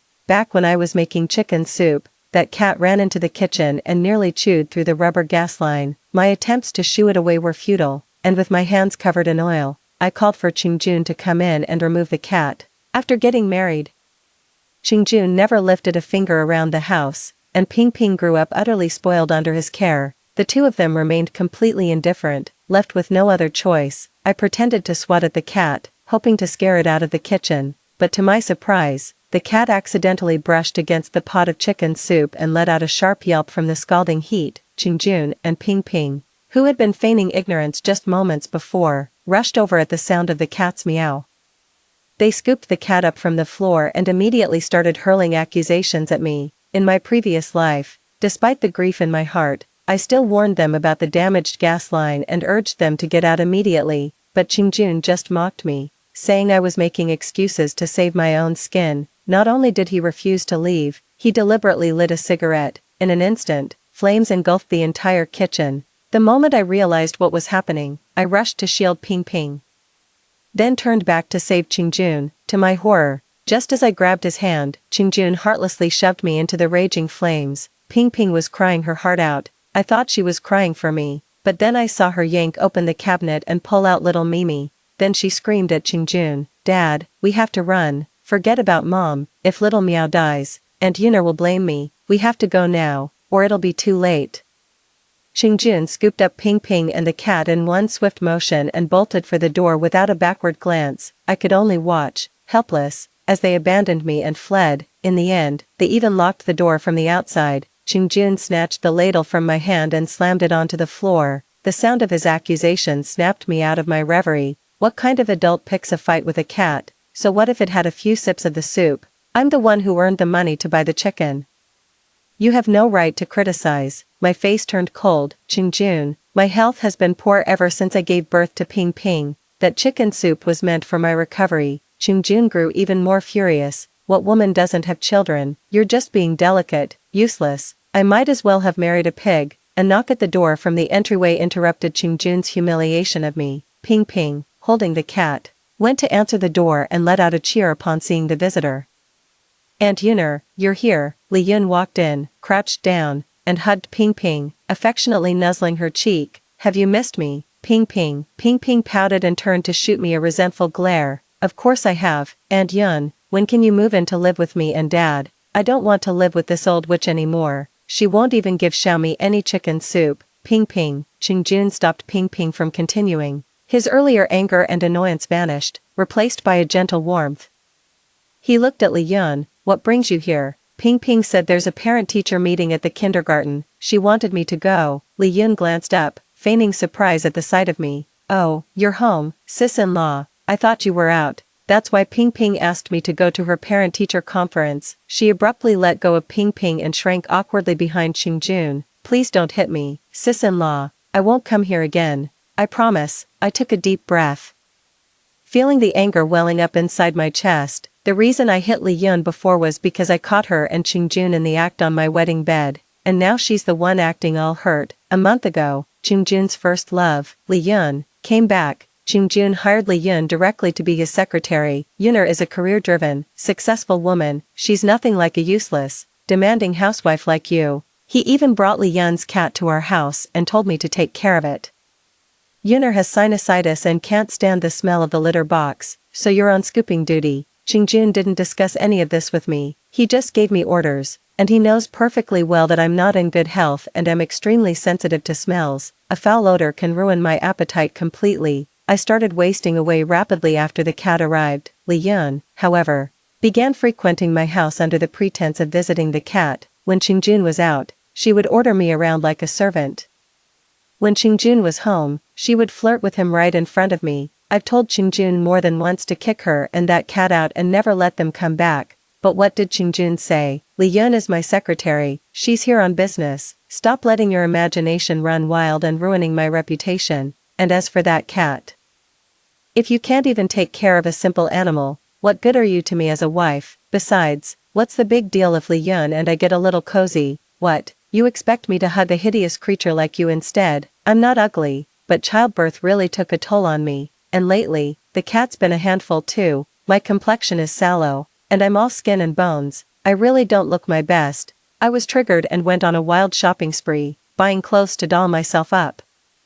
But Ping Ping looked at me with utter disgust. Mom, why are you buying so many clothes? If you have money, why not give it to me? I want a new tablet. No wonder Aunt Yun'er says you don't love me. You only care about yourself. You're so selfish. And Yun'er is so much better. She buys me my favorite cookies and jellies. How dare you lay a hand on Yun'er? Qingjun stepped forward, shielding Li Yun completely. Yet the look he gave me was venomous. Don't be afraid, Yun'er, if she dares to touch you, I'll make her pay. Ping Ping also stepped in front of Li Yun, holding her cat. Grandpa said when he dies, this house goes to me. I'm the owner here. If Mom dares to hit you, I'll throw her out. At this very moment, the grief in my heart is overwhelming, but what surges even more fiercely than grief is rage. Ping Ping, how dare you wish your grandfather dead? Li Yun hurriedly pulled Ping Ping into her arms. Sister-in-law, don't shout so loud. Ping Ping is still young.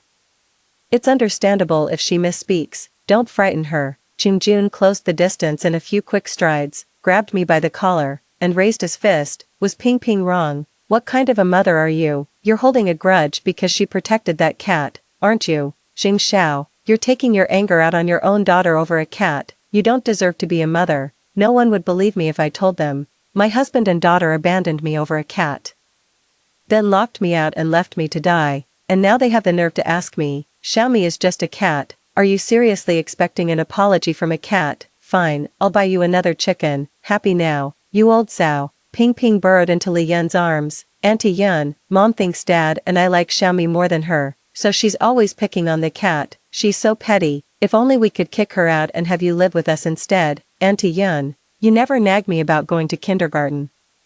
If Grandpa didn't give me so much pocket money, I would have stopped calling her Mom ages ago. Ping Ping's words felt like nails being driven into my heart. In the beginning, I wasn't interested in Qingjun at all. He was the one who wouldn't take no for an answer, spreading lies everywhere and fabricating a love story between us, which made everyone think we were already a couple. Qingjun even showed up uninvited and knelt in front of our house for 3 days and 3 nights, causing all the neighbors and acquaintances to gossip behind our backs. My parents are people with a strong sense of pride. I couldn't bear the thought of them being criticized because of me, so I finally agreed to be with Qingjun. After we got married, Qingjun's career took off thanks to my parents' connections, but he never showed me any kindness. Even our daughter, Ping Ping, was only conceived after he got drunk and reluctantly slept with me.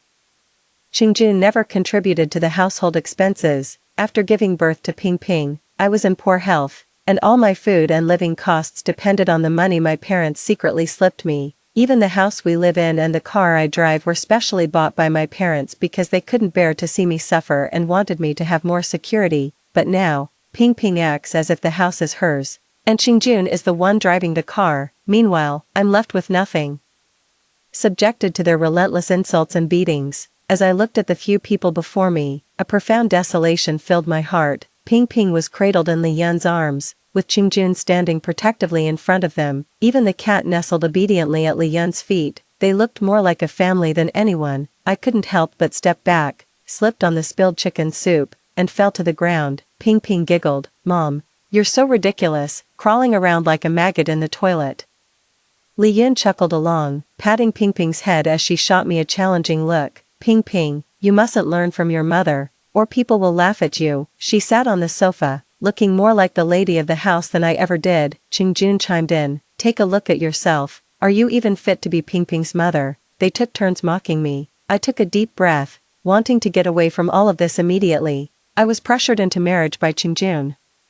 And then my steps were bound by Ping Ping after the wedding, but I am still alive, and I still have the right to be free. A heartless husband and an ungrateful child, I won't give them a second chance to be the death of me. At that thought, I met Qingjun's gaze coldly. "You say I'm not fit to be Ping Ping's mother. Fine, I won't be. Let's get a divorce. Ping Ping stays with you." I expected Qingjun to agree immediately, but strangely, he actually seemed flustered after hearing this. "You want a divorce from me?" "Yes, I want a divorce." I looked at each of them. Li Yun, her voice a mix of mockery and barely contained glee, blurted out, "Sis, you're really divorcing Qingjun. It's not because of me, is it?" "There's nothing between Qingjun and me, really. Please don't misunderstand, sis." Ping Ping was even more overjoyed than her. "And Yun, from now on, we can live together. And no one will ever stand in our way again." I nodded to her with a smile. "That's right. This house is yours. You can let anyone you want live here. I have no desire to live in a house that's about to be blown up." But to my surprise, Qingjun actually disagreed. He grabbed my shoulders, his face terrifying. "Who gave you the nerve to divorce me?" So, divorcing him was an act that required courage. Qingjun schemed and pressured me into marrying him, and it certainly wasn't because he liked me. It was because my parents' status and connections could make his career flourish. If he divorces me, do you really think he can hold on to all the things he swindled? He just doesn't have the guts to face the mess that comes after a divorce. I shook off his hand and took a few steps back. "I'm telling you I want a divorce. It's a statement, not a request. Do you understand?" Qingjun kicked over the trash can, pointed a finger in my face, and roared, "You want a divorce from me? You're not even worthy." "Xing Xiao, I'm going to pretend I didn't hear what you just said.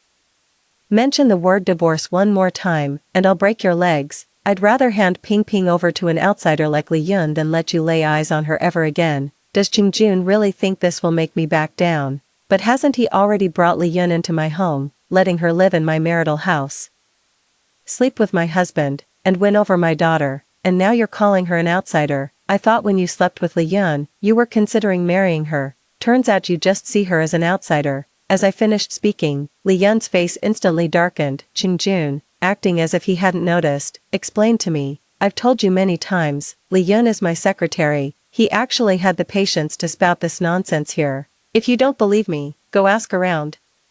What boss doesn't have a bit of a thing with their secretary? It's all just for show, doesn't mean a thing. I saw Li Yun's body tense up instantly, as if Qingjun's words had struck a nerve. His arm around Ping Ping tightened as well, making her squirm to break free. Ping Ping chimed in indignantly, "Daddy, didn't you say Aunt Yuner was going to be my new mommy? How can you lie to a kid?" My daughter stood with her hands on her hips, her head held high like a proud rooster. "I saw you kissing Aunt Yuner. Come on, be a man and admit it." Qingjun stopped her, his face ashen. "Enough." He pulled Ping Ping aside. "If you want to keep living your cushy life, shut your mouth. Your mother might be useless, but your grandfather has more money than he knows what to do with. If we really get divorced from your mother, do you think your grandfather will keep giving us money? He'd take this big house back in a heartbeat." Ping Ping said naively.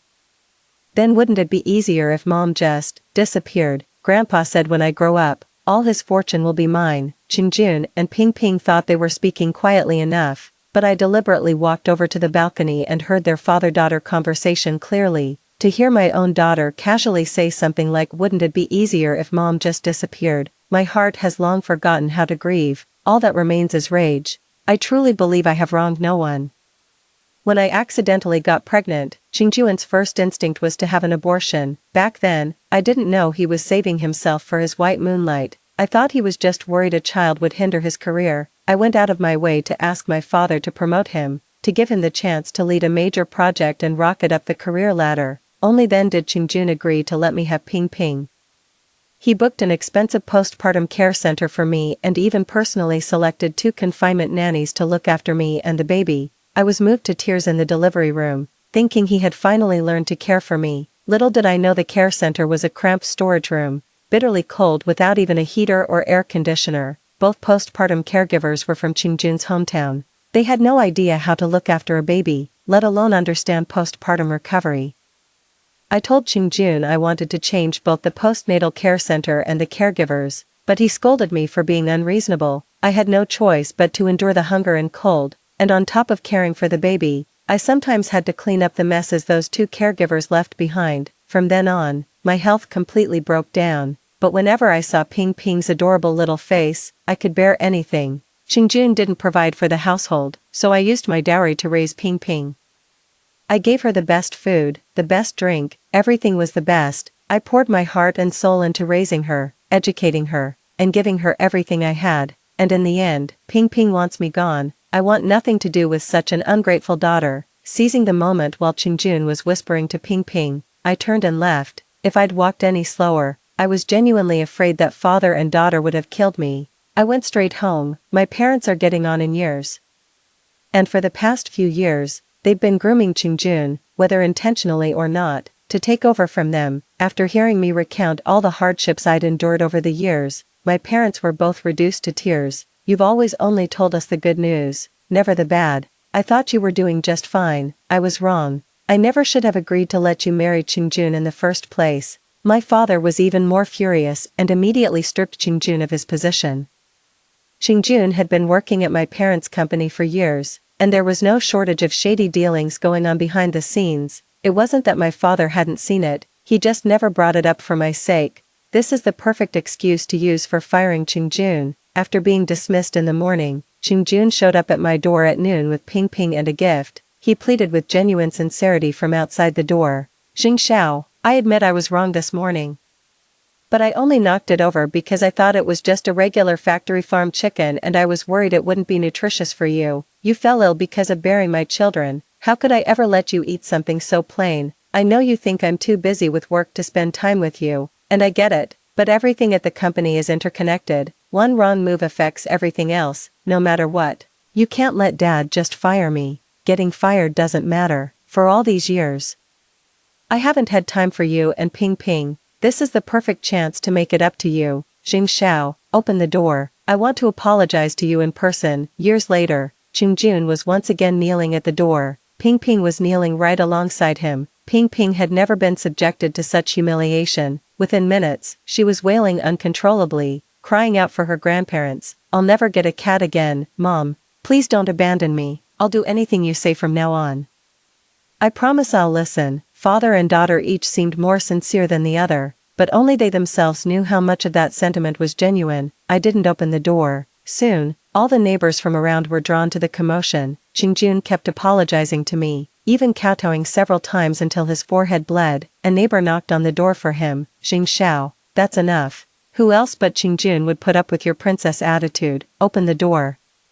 Someone even picked Ping Ping up with pity in their voice. "No matter what, you can't just abandon your child, she's so young. Kneeling here like this, it's heartbreaking." That's the despicable trick Qingjun used to force me into marrying him, and now he's trying to use the same tactic to force me to go back with him and pressure my father into reinstating his official position. But what did my previous compromises ever get me? I let out a cold laugh and flung the door open, seeing me emerge. Qingjun's face lit up with delight, his eyes brimming with confidence. "Xing Xiao, stop making a scene. It's just a chicken and a cat, for heaven's sake. Why are you picking a fight with an animal?" Qingjun looked at me smugly, stretching out his kneeling legs as he prepared to stand up. I glared at him coldly, then suddenly kicked out, sending him sprawling to the ground. "Xing Xiao, what are you doing?" Qingjun rolled on the ground like a clumsy turtle for a couple of turns. Humiliated and flushed with anger, he scrambled to his feet and lunged to slap me. I looked him straight in the eye and declared loudly, trying to hit me again, "A man who's so quick to beat his own wife, and you still have the nerve to kneel here begging for my forgiveness." Hitting his wife. Qingjun looks all respectable on the outside, but he dares to lay a hand on his wife. He hits his wife and then has the nerve to kneel at his father-in-law's door. Talk about adding insult to injury, they were all longtime neighbors. While they enjoyed the spectacle, they still knew right from wrong, and they all started berating Qingjun. Qingjun's face flushed with alternating shades of pale and red. He glared at me viciously. Why are you saying all this? Isn't this humiliating? Mom and Dad are top executives at their company. Where do you expect them to put their faces now? I was so angry I had to laugh. I come from a privileged background. My parents raised me to be a proper lady from a young age, so I'm gentle-natured, well-mannered, and polite, but in Qingjun's hands, these very qualities became tools to oppress me. He exploited my concern for saving face, repeatedly airing our private family matters in public to force me into submission. Every time he made a scene and cried in front of others, I would immediately give in, granting all his unreasonable demands just to shut him up and spare my parents the embarrassment. Qingjun thought that now, as I opened the door and came out, I would cave in just like before, but how could I? I'm a person who's already died once. Without a moment's hesitation, I kicked Qingjun again. How dare you bring my parents into this, forming cliques, bribing superiors, colluding with finance to forge invoices. Any one of those is enough to land you in jail.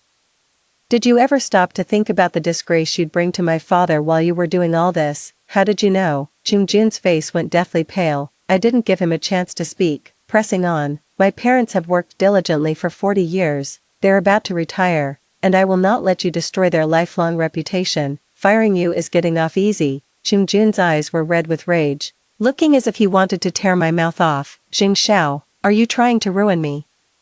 If you do this, I'll never have a chance to get back into the workforce. My parents work for the industry leader. I've made Qingjun's misconduct public knowledge. His dream of ever working in this field again is pure fantasy. Qingjun's eyes darted, and he suddenly threw himself at my legs, wailing uncontrollably. Jing Xiao, we have a child. Look at how pitiful our child is. Then, he whispered a vicious threat to me. Take back what you just said, or I'll divorce you, Jing Xiao.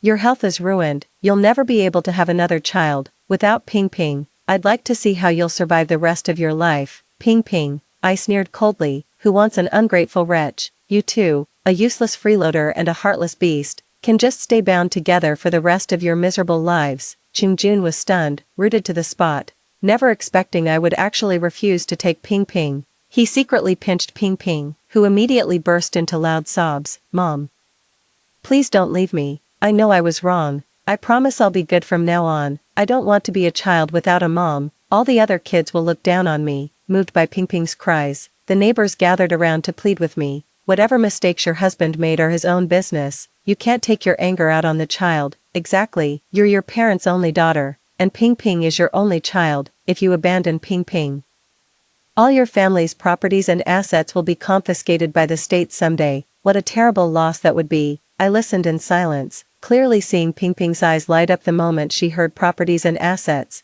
I was utterly disappointed in this daughter of mine. I crouched down and gently stroked Ping Ping's cheek, thinking I was about to give in. A smug look rose in Ping Ping's eyes. Mom, you made me kneel for so long today.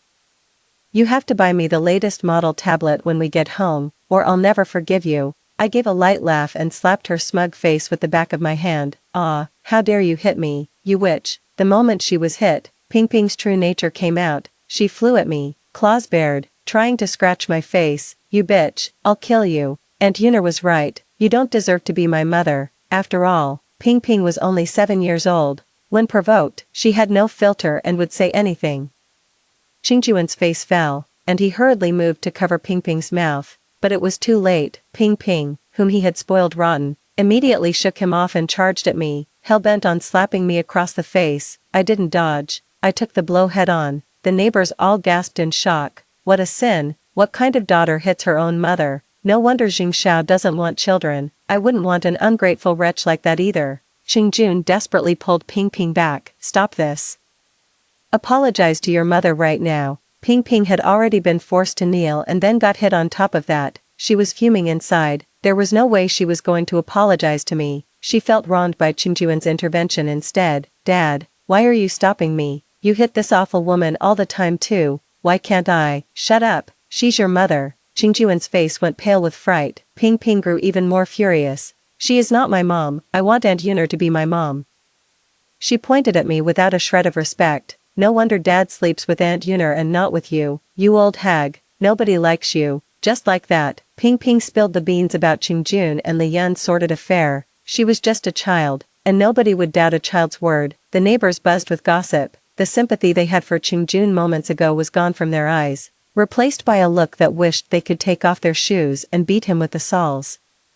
What is he but a worthless gigolo, living off the Jing family, eating their food and drinking their wine, and in the end, he not only beats his wife but cheats on her too. Get a divorce already, let him take that little ingrate and go to hell. Qingjun was utterly humiliated by the neighbor's words. He may have been broke and incompetent, but he had plenty of useless pride. Jing Xiao, you'll regret this. After uttering those words, Qingjun fled with Ping Ping as if escaping.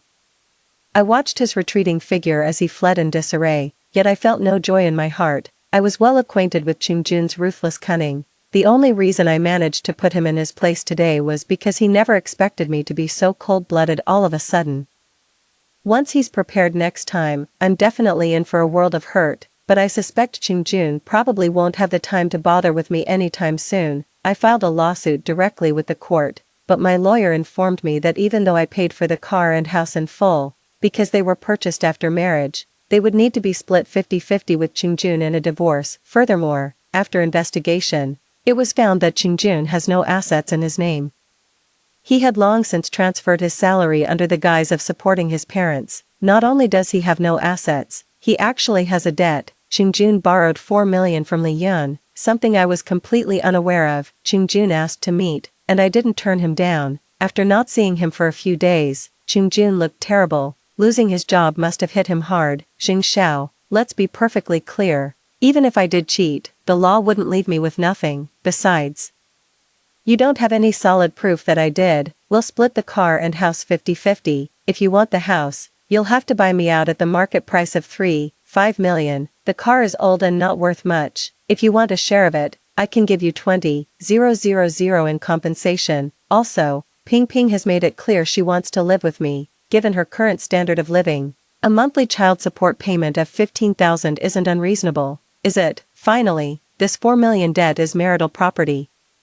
You owe me half of it, 2 million. Looking at the man's face before me, I was almost sick to my stomach. We'll let the court decide everything. My cold, unyielding attitude made Qingjun seethe with rage. Jing Xiao, how can you be so heartless as to abandon your child? I smiled. Ping Ping chose to go with you herself. I respect her decision. I didn't argue with Qingjun any further. I simply stood up and left. During the time leading up to the court hearing, I had no further contact with Qingjun or Ping Ping. However, I heard about their recent situation from others. Qingjun lost his job, was held accountable by the company, and had to pay a hefty sum in compensation. He even tried to get me to pay half, arguing that since we weren't divorced yet, I, as his wife, was obligated to cover part of it. I went directly to the company and refused any private settlement, demanding they prosecute Qingjun and put him behind bars. Junqing chickened out.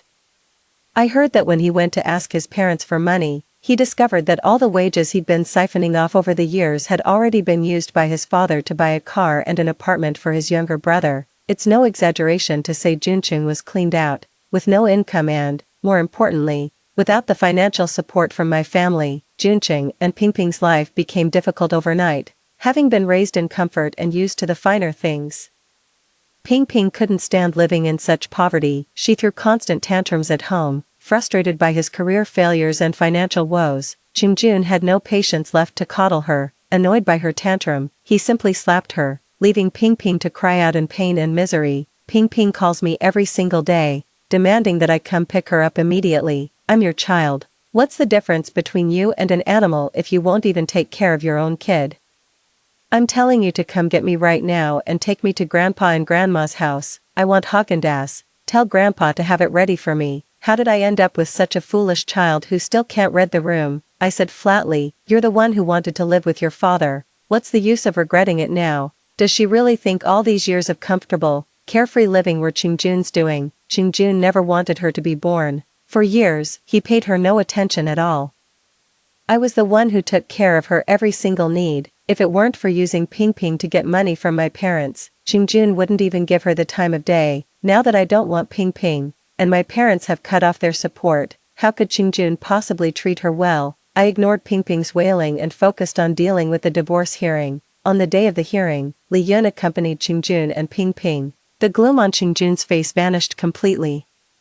And the look he gave me held a hint of provocation. Li Yun even greeted me with a smile. "Long time no see, sis, how have you been lately?" They're probably so happy because they think they can take my car and house, and dump a huge pile of debt on me, but I won't let them have their way, with neighbors as witnesses. My marriage to Qingjun was dissolved without a hitch. Ping Ping, as always, chose to stay with Qingjun, and she looked absolutely smug when the judge announced the ruling. "Mom, you wrecked your body giving birth to me, you'll never have another child, I'm the only daughter you'll ever get in this lifetime, you'd better start treating me right, or don't expect me to lift a finger for you when you're old." Ping Ping's smugness vanished the moment the judge set the monthly child support at just 750 yuan. "That's it, that's not even enough for a pair of shoes, you did this on purpose, you witch." Ping Ping hurled insults at me in court.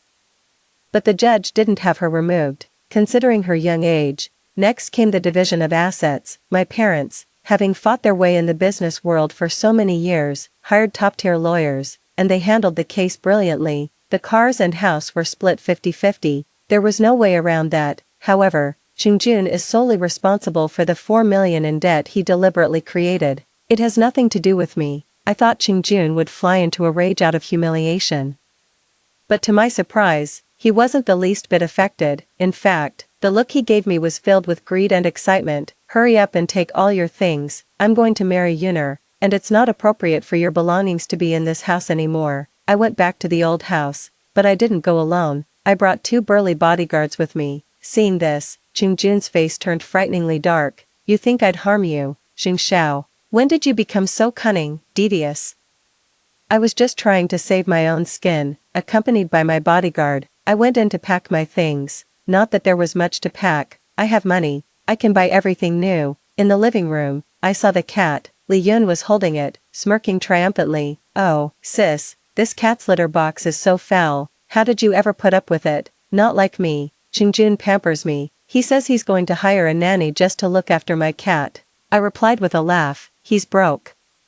Where would he get the money to hire you a nanny?" "Don't you worry about that," she said. "We're about to have more money than we could ever spend." Li Yun's confident demeanor made my heart sink a little. After packing a few essentials, I went to see Ping Ping one last time. From now on, aside from paying the 750 yuan child support on time, I don't plan on contacting her again. When Ping Ping saw me, a wicked grin spread across her face. "You witch, Grandpa and Grandma are old, if you die, they'll be so heartbroken they won't survive either. Then the family fortune will all be mine. I'll buy 4 tablets and give them to my friends so we can all play games together." I pulled out a wad of cash right then and there. "What has your dad and Li Yun been plotting? Tell me. And all this money is yours." Ping Ping had been living rough for a while now, so saying she was money hungry would be an understatement. He blurted it all out. "Your car is parked downstairs, right? Dad tampered with it earlier. Once you hit the road, you'll find the brakes are gone, and you'll crash and die." The bodyguards who came with me all wore horrified expressions. I feigned rage, stormed into the kitchen, and grabbed a rolling pin. Ready to beat Qingjun, Li Yun's cat, startled, darted into the kitchen, afraid I'd take my anger out on her cat. Li Yun quickly shut the kitchen door. I ordered my bodyguard to start recording, then swung a rolling pin at Qingjun in a rage. "You have a wicked heart. You actually wanted me to die in a car crash." Qingjun was startled at first, then shrugged it off. "You believe a child's word, have you no mind of your own? I came up with you. When would I have had time to tamper with the brakes?" My bodyguard held me back, helping me calm down. With a sneer on his face, Qingjun took out a cigarette and lit it slowly. I taunted Li Yun. "Seems Qingjun doesn't love you that much after all. When we were married, I had to breathe his second-hand smoke.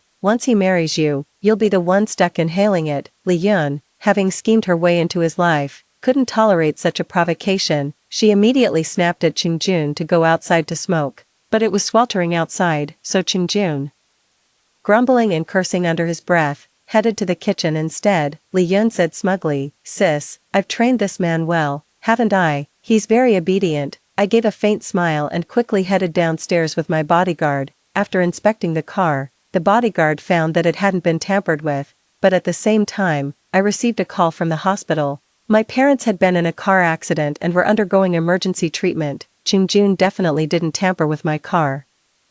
But my parents' car accident was caused by brake failure. Fortunately, the car's performance was good, and they swerved in time, so nothing major happened. I went to report it to the police and went with them to find Qingjun, but when I arrived, I saw fire trucks racing past. A crowd had already gathered downstairs, and Li Yun was among them, anxiously scanning the scene. Seeing me, Li Yun shoved me toward the building. Go save Qingjun, and Ping Ping and Xiaomi, before I could even speak.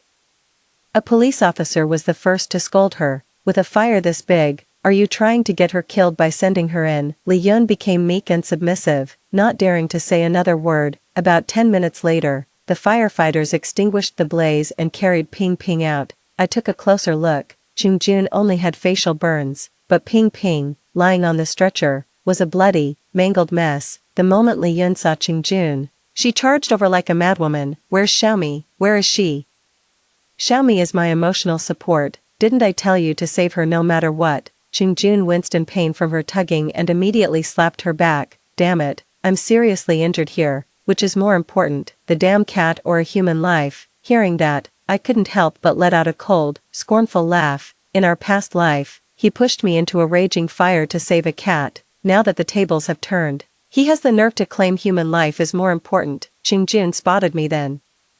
He rushed over, and his first words were, "You're paying for Ping Ping's medical bills, or just watch her die." Ping Ping suffered burns all over her body, and the cost of treatment is astronomical. But I never imagined Qingjun could be so vicious. Thinking of letting her die without even attempting treatment, I replied to him nonchalantly, "Sell the house to pay for the treatment." The fire department's on-site investigation revealed a natural gas leak, which was ignited by Qingjun's cigarette. But, as soon as Qingjun found out, he was determined to sue the gas company. If he won the lawsuit, the compensation would be astronomical. I went to the hospital to discuss selling the house to pay for Ping Ping's medical treatment with Qingjun. But I overheard his conversation with Li Yun from outside the door. Once we get the compensation money, we'll go back to my hometown and dump that burden Ping Ping on Jingxiao. Li Yun spoke in a sickly sweet voice. With your face all scarred now, no one else would want you but me. When we get back home, you'd better buy me a big house and a fancy cat, or else you'll be sorry. Absolutely, of course. Qingjun's voice was brimming with glee. The original plan was to have Jingxiao's parents die in a car accident first, then find an opportunity to finish off Jingxiao. That way, Ping Ping would be the sole heir. She's a minor, so the money would still end up in our hands. Who would have thought those two old fogies had 9 lives and actually survived? But it's fine, the compensation payout is enough for us. That little bitch Ping Ping actually dared to snitch to Jingxiao. Serves her right to get burned. Damn it, I had my suspicions, but hearing Qingjun's words still sent a chill down my spine. I recorded his conversation with Li Yun and handed it directly over to the police. I also submitted the video my bodyguard had shot that day. The footage only showed me chasing Qingjun with a rolling pin, which alone wasn't enough to convict him of murder. However, the video cleverly captured the process of the cat named Xiaomi chewing through the gas rubber hose in the kitchen. The police notified the gas company, which immediately hired lawyers and a public relations team. Qingjun won't receive a single penny in compensation. Despite the lack of compensation, the treatment for Qingjun and Ping Ping must continue. Apart from my half share in the property, I have no other assets. No matter how Qingjun threatened or cajoled me, I insisted I had no money and that selling the house was the only option. There was no other way. His own treatment required funds, so selling the house became a necessity. I handed over the entire proceeds from the sale directly to a professional lawyer, who is now responsible for managing all future medical expenses. From start to finish, Qingjun, confined to his hospital bed, had no chance to interfere. No compensation money, can't get the money from my parents, and now I've lost the money from selling the house too. Li Yun immediately showed her true colors, cursing the disfigured Qingjun all day long. When she took care of him, she was utterly careless. Qingjun sometimes went for days without a proper meal. How could Qingjun endure such humiliation? The idealized image of his white moonlight gradually faded. Slowly, the look in his eyes when he gazed at Li Yun became filled with hatred. That cat caused the fire that disfigured me. It forced me to sell my house and left me penniless. It was your cat. I'm like this because of you. Li Yun, how dare you look down on me? In a classic case of a dog-eat-dog fight, Li Yun ransacked Qingjun's last remaining possessions and then slipped away. With no one to care for him in the hospital, Jun went straight to my doorstep and knelt down the moment he was discharged. Jing Xiao, I know I was wrong. I shouldn't have treated you like that. You're the only one in this world who's ever been good to me, the only woman who truly loves me. For the sake of all our years as husband and wife, please forgive me, unfortunately. He barely got a few words out before the police, who were right on his heels, took him away. Jun, you are a suspect in a premeditated murder case, you need to come with us. Jun left and never came back. He was sentenced to 15 years. Ping's burns were severe, but the proceeds from selling the house, a full 7 million, were enough to cover her treatment. After she woke up and saw her reflection in the mirror, she couldn't accept it. She cried and screamed, threatening to jump off the building, but I stopped her every time. You're still young, you have your whole life ahead of you. Ping clung to a sliver of hope. Mom, you'll stay with me forever, right? You're my mom, you wouldn't abandon me, would you? I told her with a smile. Your mother has already run off. Li Yun had long since vanished. No one knew where she'd gone. On the day I picked my parents up from the hospital, I saw an ambulance rush a bloodied patient into the ER. The person looked familiar, so I followed and was shocked to discover it was Li Yun. The accompanying nurse said Li Yun had been out shopping with her newly bought cat. The cat misbehaved and scratched a child on the street. The child's parent demanded Li Yun take the kid for a rabies shot. Li Yun tried to argue the cat didn't mean it. She tried to run off with the cat in her arms, but the startled cat panicked, jumped to the ground, and tripped her up. Li Yun hadn't even known she was pregnant. By the time she realized what was happening, she was already suffering a miscarriage with severe hemorrhaging. I heard she can never have children again. The next time I heard about Li Yun was in the news. She was caught abusing a cat, and while trying to escape, she accidentally fell into a lake and drowned. But I have no time to dwell on these things. I'm very busy. My parents are waiting for me to recover my health so I can take over the family business. That's the end of today's story. If you've listened this far, please leave a comment saying, "Have a great day every day." Wei Guang wishes everyone happiness every single day.